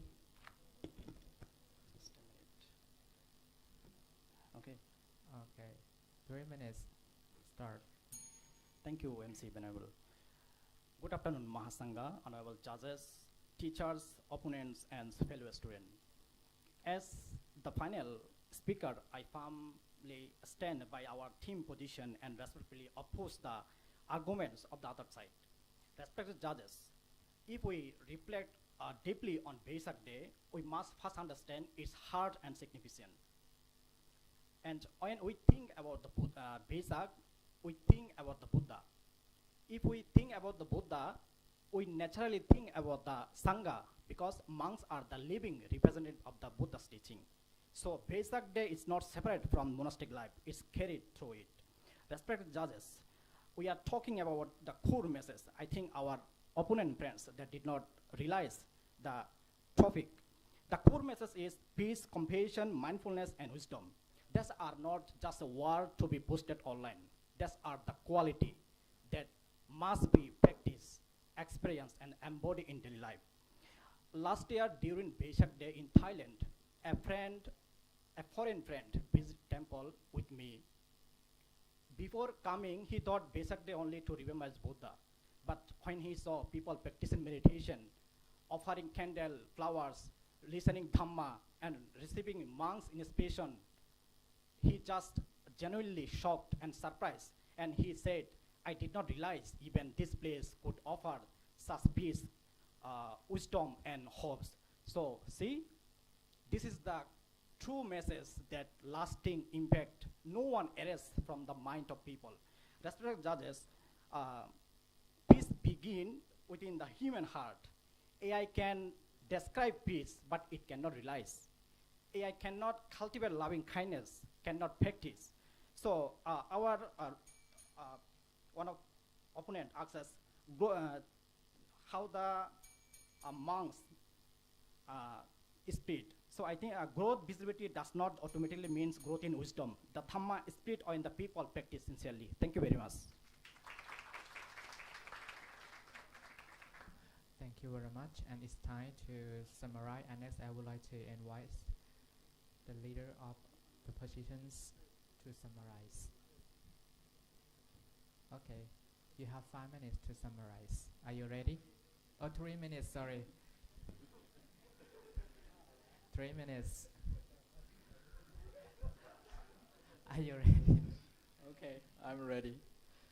I think because amazing. Okay, let's start. 3 minutes. So, honorable judges, respected opponents and friends, now we have reached the end of our debate. So the choice before us is crystal clear. So our opponent also talk about the remote area when there is no electricity. How can we do it about technology or something like that? But I'm sure that if there is no electricity, maybe just talk about the place where will be electricity. If there is electricity, there can be AI and technology. But it's not sure to be there among, because maybe about 20% or like 15% and globally. But for sure, there can be technology and AI. And not replacing, our opponent is very afraid of replacing the monk. No, we are not replacing. We are now about debating the distribution. Who can spread the message further, faster, and more effectively? Another one is how there will be like mistake information by AI or something like that. We can define it. This is called development. We can develop day by day. Now it is 21st century. We have developed so much more. So this is how we can define and develop. So that is no problem actually. So the opposition team came here today and they spoke beautifully and passionately about human touch or a monk. But this beautiful sentiment cannot overcome the real physical limitation. Because throughout this debate, our opponent cannot answer properly about how can a human monk can overcome the limits of geography, languages, awareness, and time. Of course, they cannot answer it because human limits are absolute. And our team already proved that about how AI destroying the limits of languages and also geography and everything, and open the tempest door for the young, for the disabled. And also prove that technology meets the you at the modern digital city gates. So, and also the history also reminded us Prem leads today, the new modern digital microchip processor has already proven that AI and technology is not our enemy, it is our friend. It is our tool that we can use it to spread more, furthermore. Now, we are not replacing the singer. Just think about the example. Now I'm using the microphone, but in order to hear everyone, I have to use microphone. If I do not use microphone, no one cannot hear in the back. So that is exactly. We are talking about delivery, not just about equality or something like that. So that's why we are not replace the person, but we will use the microphone technology to spread more and more. And honorable judges, microphones. So if we want to reach the light or Visakha Boja everywhere, we must use the best available tool in the world, which is AI and technology. Thank you. Thank you very much. And next, I would like to invite the leader of opposition teams, Venerable Nisan Barua, please. Okay. Respected Mahasangha, judges, teachers, Okay, and just a fellow moment, students. please. Just a moment, please. Okay, 3 minutes. Start. Respected Mahasangha, honorable judges, teachers, and fellow students. So my opponents already talked a lot about AI and technology and everything. So and also they also ask many things about depression, anxiety, and about asking things at night 2 a.m. I don't really know why a person need to ask something about Buddhism to AI at 2 a.m. Why can't he go to temple in the morning? Why? My question is there. Why can't he go? Now, secondly, so about the microphone. So microphone, how long the microphone is exist? Maybe 200 years? What about before that? Around 2005 years. The Buddha spoke and thousands of people heard. How they heard? You know, that is called heart-to-heart touching. No need AI, no technology. Now, thirdly, about young generations, like they are using phones. Do you think giving phones to young generation is good? Do you give your children a phone to learn Buddhism from that? Do you think it's good? No. Who thinks that it's good? Coming to the next one, so I agree that AI can spread, but I said it's not better. That is the question here. My main point is it's not better than monks. Monk is still better. And one thing which I want to mention about my opponent's team is that, so this is a respectful question. So all of you are monks and nuns, and you are arguing about AI and technology, and you are saying that monks and nuns, yeah.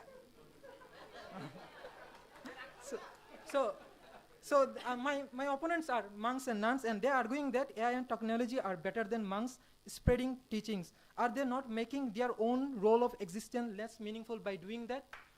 This is their duty, not AI and technology. This is our duty to spread the message, not AI and technology. We can do that better without any microphone, anything else. No technology is needed to spread Buddhism, no matter what it is. Even in 1,000 years, even in 100 years, we can do it without any technology. That's it. Thank you.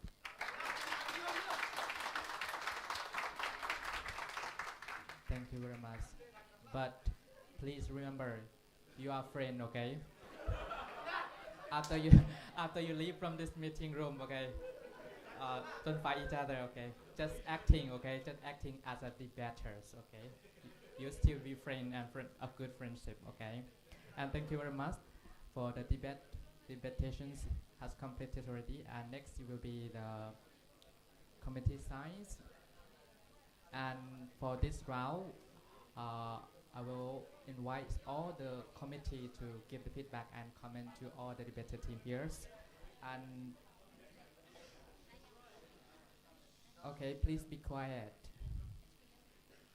And the first one, I would like to invite Venerable Dr. Pramha Somchai Kitipanyo, the head of Department of Foreign Languages, to give feedback to the debate team. Please, Venerable Sir. Yeah, thank you very much once again for this debate.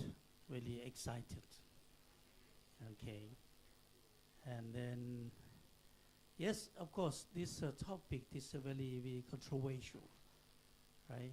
About the AI and the people, or people vs AI, right? But both of your sides try to support the reasons. Okay, that's really wonderful. But according to the debate regulation and the rule, right, here there are 6 rules of debate.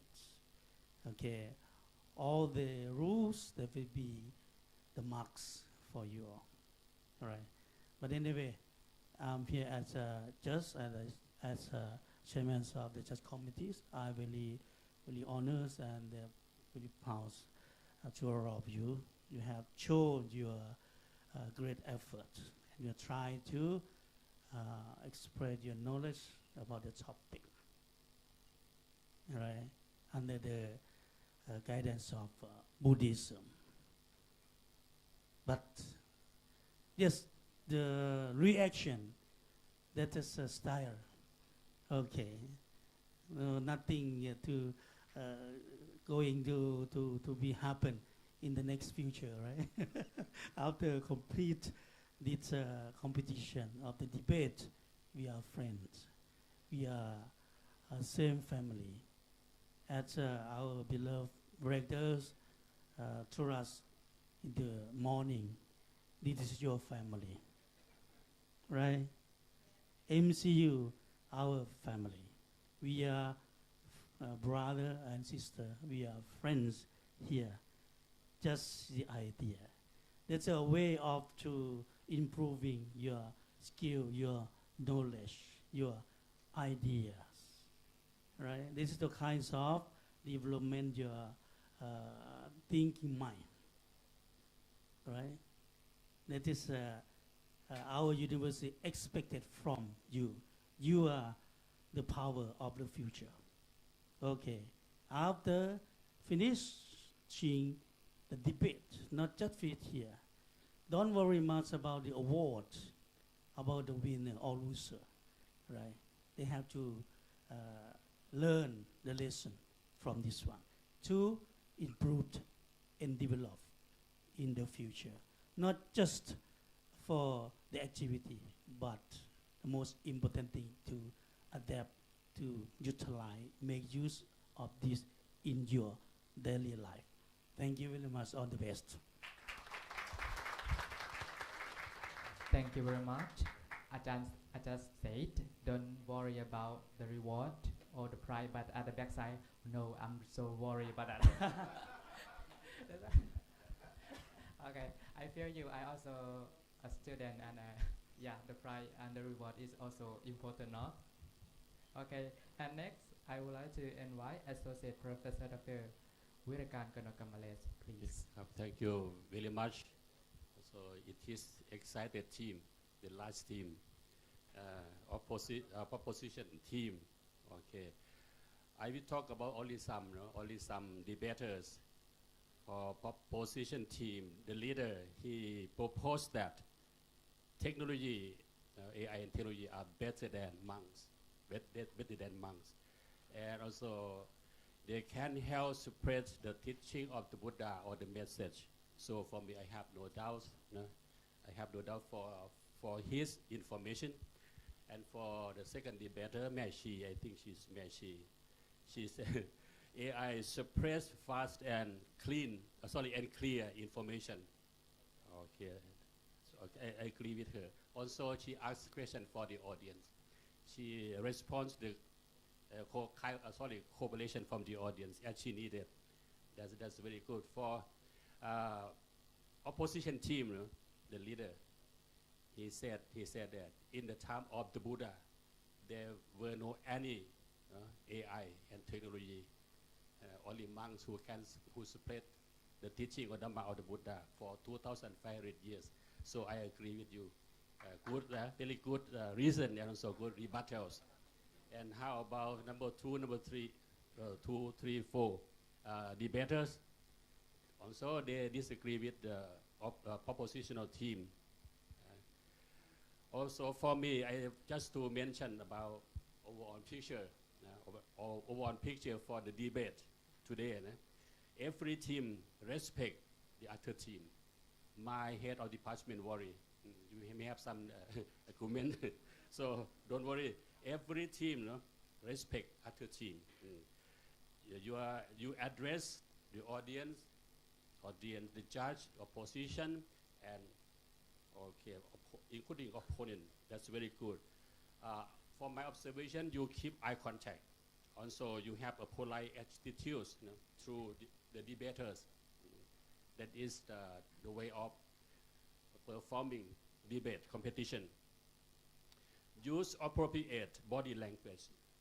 As I see, my observation, use clear vocal tones and to convey the confidence, but has to decide who will be the winner. So it will be the burden of the judges. I wish you the best of luck. Thank you very much. Thank you very much. And next, I would like to invite Associate Professor Dr.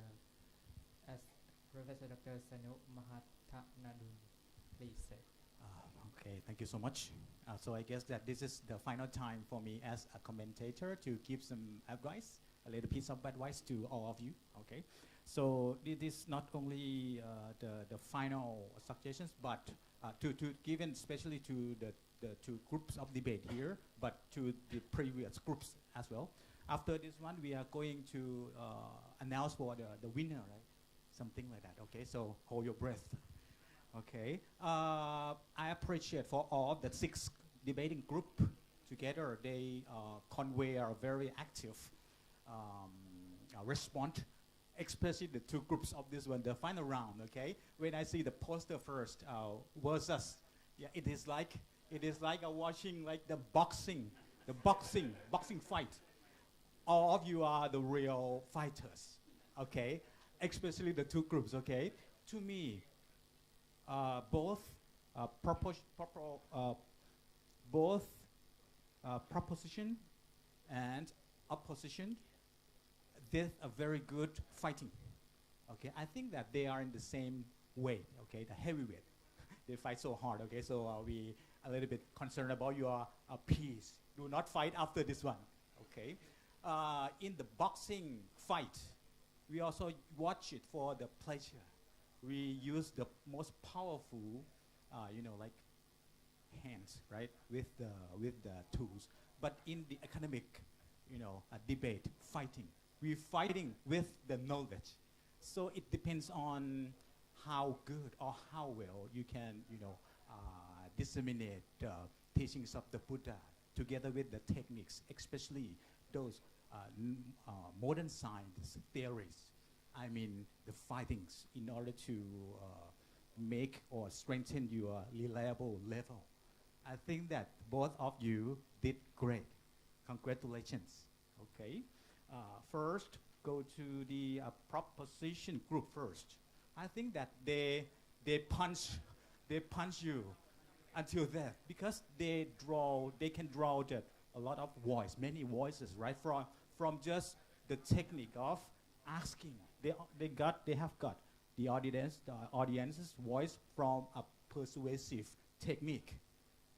After that, I had been waiting for this group to fight back. But congratulations, some of you fought back, but not from asking, but you're asking directly to the debating group, right? If I were you, instead of asking for your opponent group, I will ask them, because we already voted yes for them.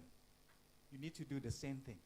I mean, you must give the punchline in the same way that your opponent, your enemies used it. So my opinion, you did very good. But you can do it better than that is to let us vote. Just one yes from us will help you in order to sustain the result. Okay, so I compare your debate as a boxing fighting, something like that. Okay, I must say the last weakness for you all. Okay, for all of you, there are a couple of prohibited manners or things that not only the two of your groups should not do. This is the debate, right? First, do not ever say that you are exciting. Do not, please. Okay? Or something like, oh, I'm so sorry, this is my first time. With the shaking behavior, right? You need to hide, okay? You need to follow the quality of the leader. Leaders in the world never ever show their fear. So you need to come across your fear by, there's a lot of practices that you need to study more harder and harder for the future debate. Today, I would like to emphasize encourage everyone to evaluate your weaknesses in order to further improve. Okay, if you insist to stay on this track of debating, I think this is a very good activities. Okay, the first one is never ever say I am excited. You need to hide them. The second point I must say, do not blow the microphone like something like that. It's not good manner. Okay, it shows no professional skill. But you are not in today we are not in the World Academic Forums, just something like that. But this activity is quite big as well. Okay, from now on, these manners, okay, that you need to make some research. We talked about the AI. We talked about technology, right? From one side of me, I have the clear blood of the Buddhism. I disagree on those AI and technology. The imitated generative devices. Okay, but from the deepest part of my mind, I agreed. Why? Because we are not living in the ultimate world only. We need to face, we need to manage, we need to manipulate those technological or AI, tools in order to stay on our Buddhist track. Okay, so good luck to you all. Congratulations. Thank you very much. And next, I humbly invite พระอาจารย์ธรรมนันท์ปริสุทธชัยเย Please, Venerable Sir. Okay, thank you very much. Okay, I direct to the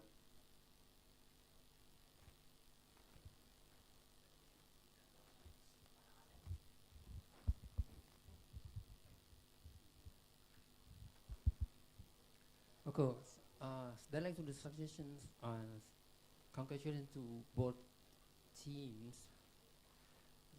Today is the most excited and it's hardly to give who win, who lost. It's really close one.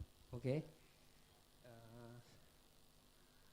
For the propositions, you have give the reason to support because the limited of a human being to say that AI and technology is help to propagate better than monk. Okay.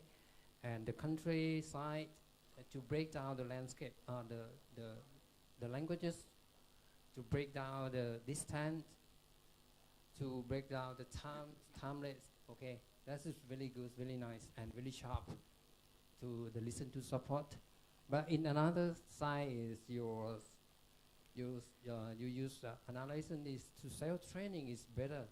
If self-training it have a good background of your knowledge is before you learning from the AI is the need one. Even in the past, without AI, Buddhism still maintain until today. And the internet have a weak point is because they need electric, right? And it's a good one to defend that. And but for me, I see another because I don't want to suggest or to guide who should win or should lose. But I'm so proud all of you and all today, all teams to come this day and to share and to try and to show your ability and advance yourself in education. You are the next generations of Buddhist member, Buddhist Sangha. You come here to study with MCU and we're so proud and we welcome everyone to study with us. Okay, good luck everyone. Thank you. Thank you very much. And next, I would like to invite Assistant Professor Dr.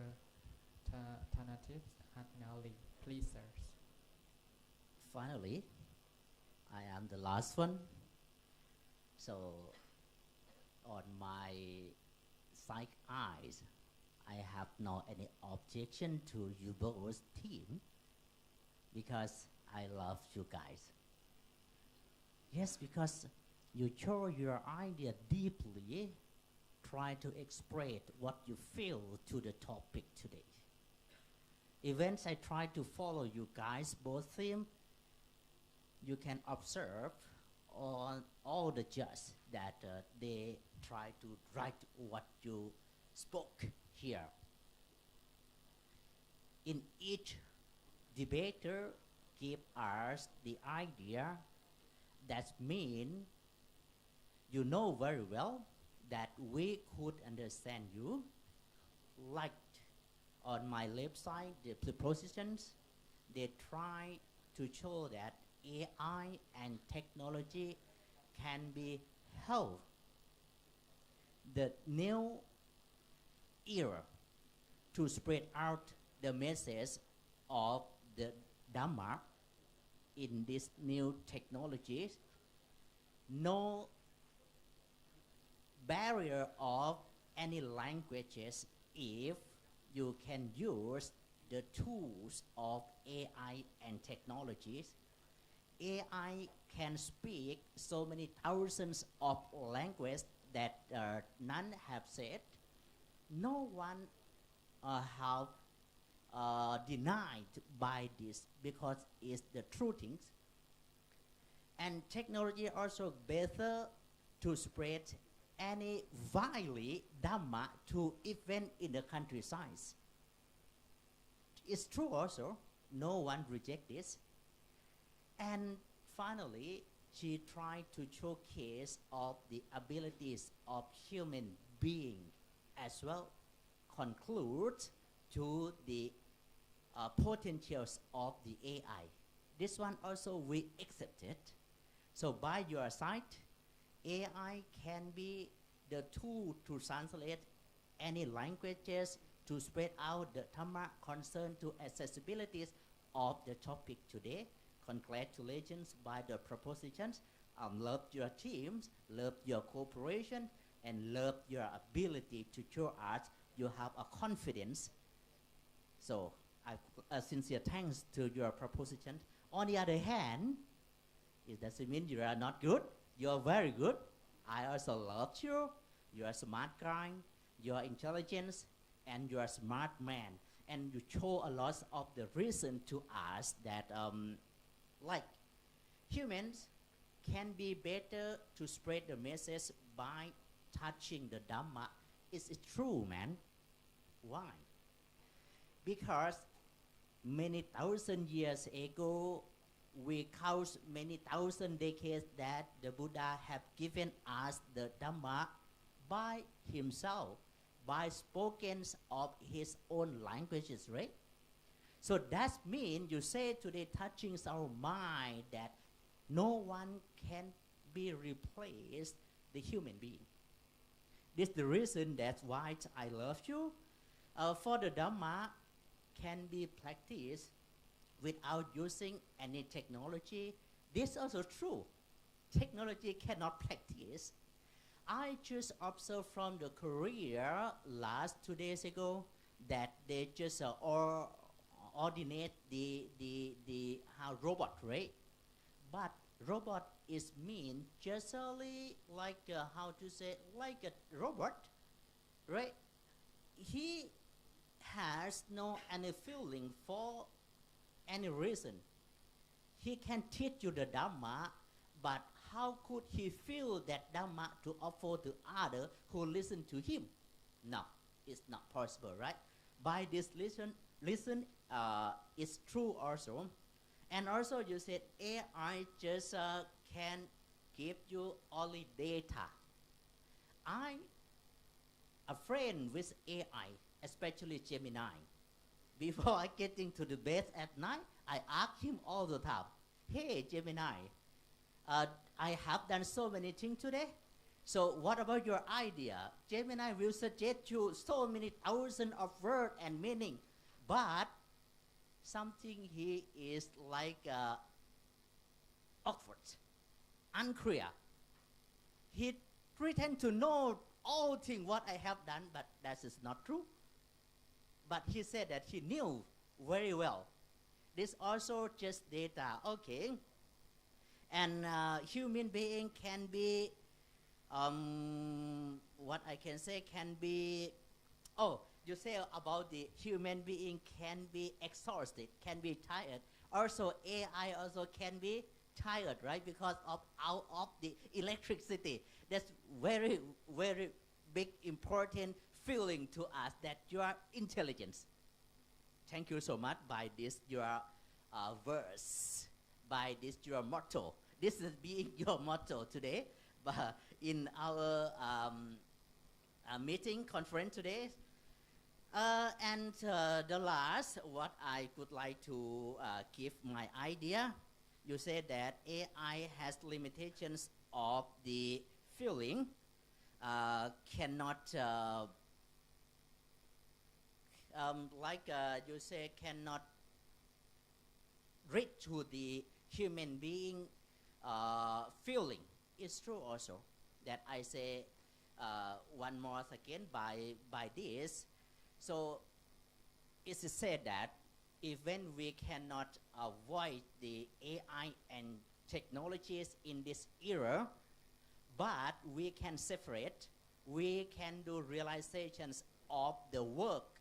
AI can help us, technologies can help us, but the other we cannot also avoid, we cannot also separate, we cannot ignore, because no one can be replaced by any tools except human can do all.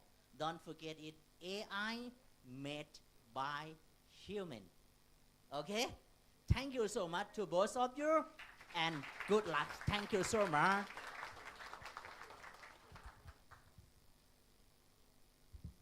Okay, thank you very much. And please give a big round of applause to distinguished committee. Please give a big round of applause. Thank you very much. And next, please give a big hand to the Bangladesh Student Club. And the last team, please give a big round of applause to Myanmar Student Monks. Thank you very much. You did amazing. You are all of you very smart and excellent. Thank you very much for your joining us. Thank you very much. And next sections will be the section for the Judge Committee to collect and discuss with each other who will be the winner, who will be the first runner-up, second and the third runner-up. And we also have the honorable mentions. And for one who would like to go to the toilet, you can go now. I will give you time for 5 minutes. Okay, for 5 minutes. We have 5 minutes for all of you to take a break. And after that, you have to come here because we will announce the result, who will be the winners as well. We have two parts, okay? Academic quiz activity. We also have 4 rewards.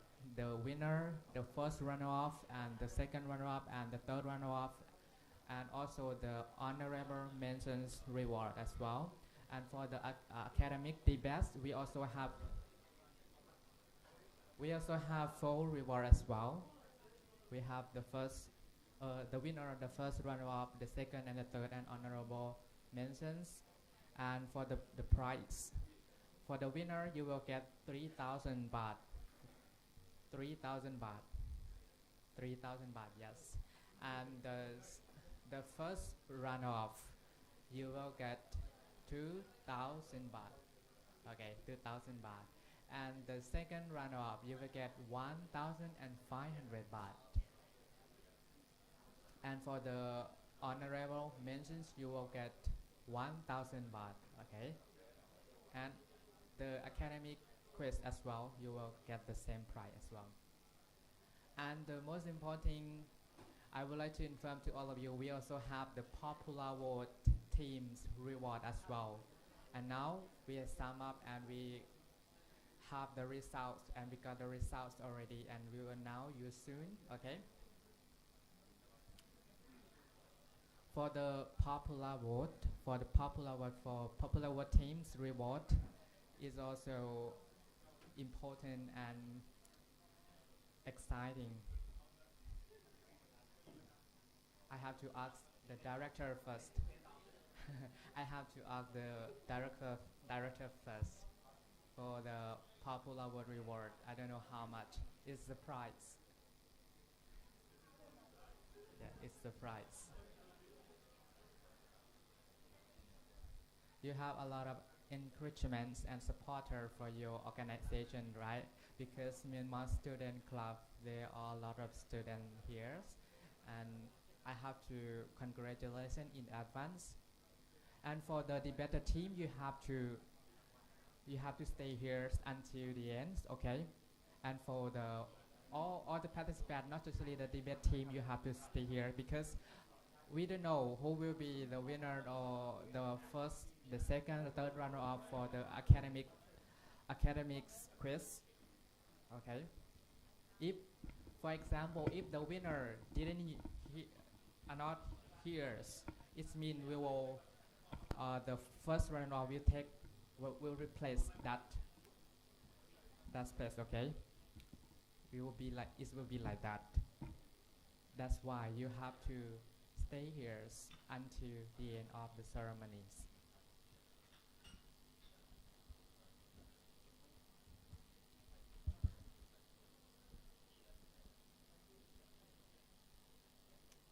Okay, now we are waiting for the result. I'm so excited who will be the winners. Who will be the winner, but anyway, all the debate teams, this is the best. All of you smart, excellent.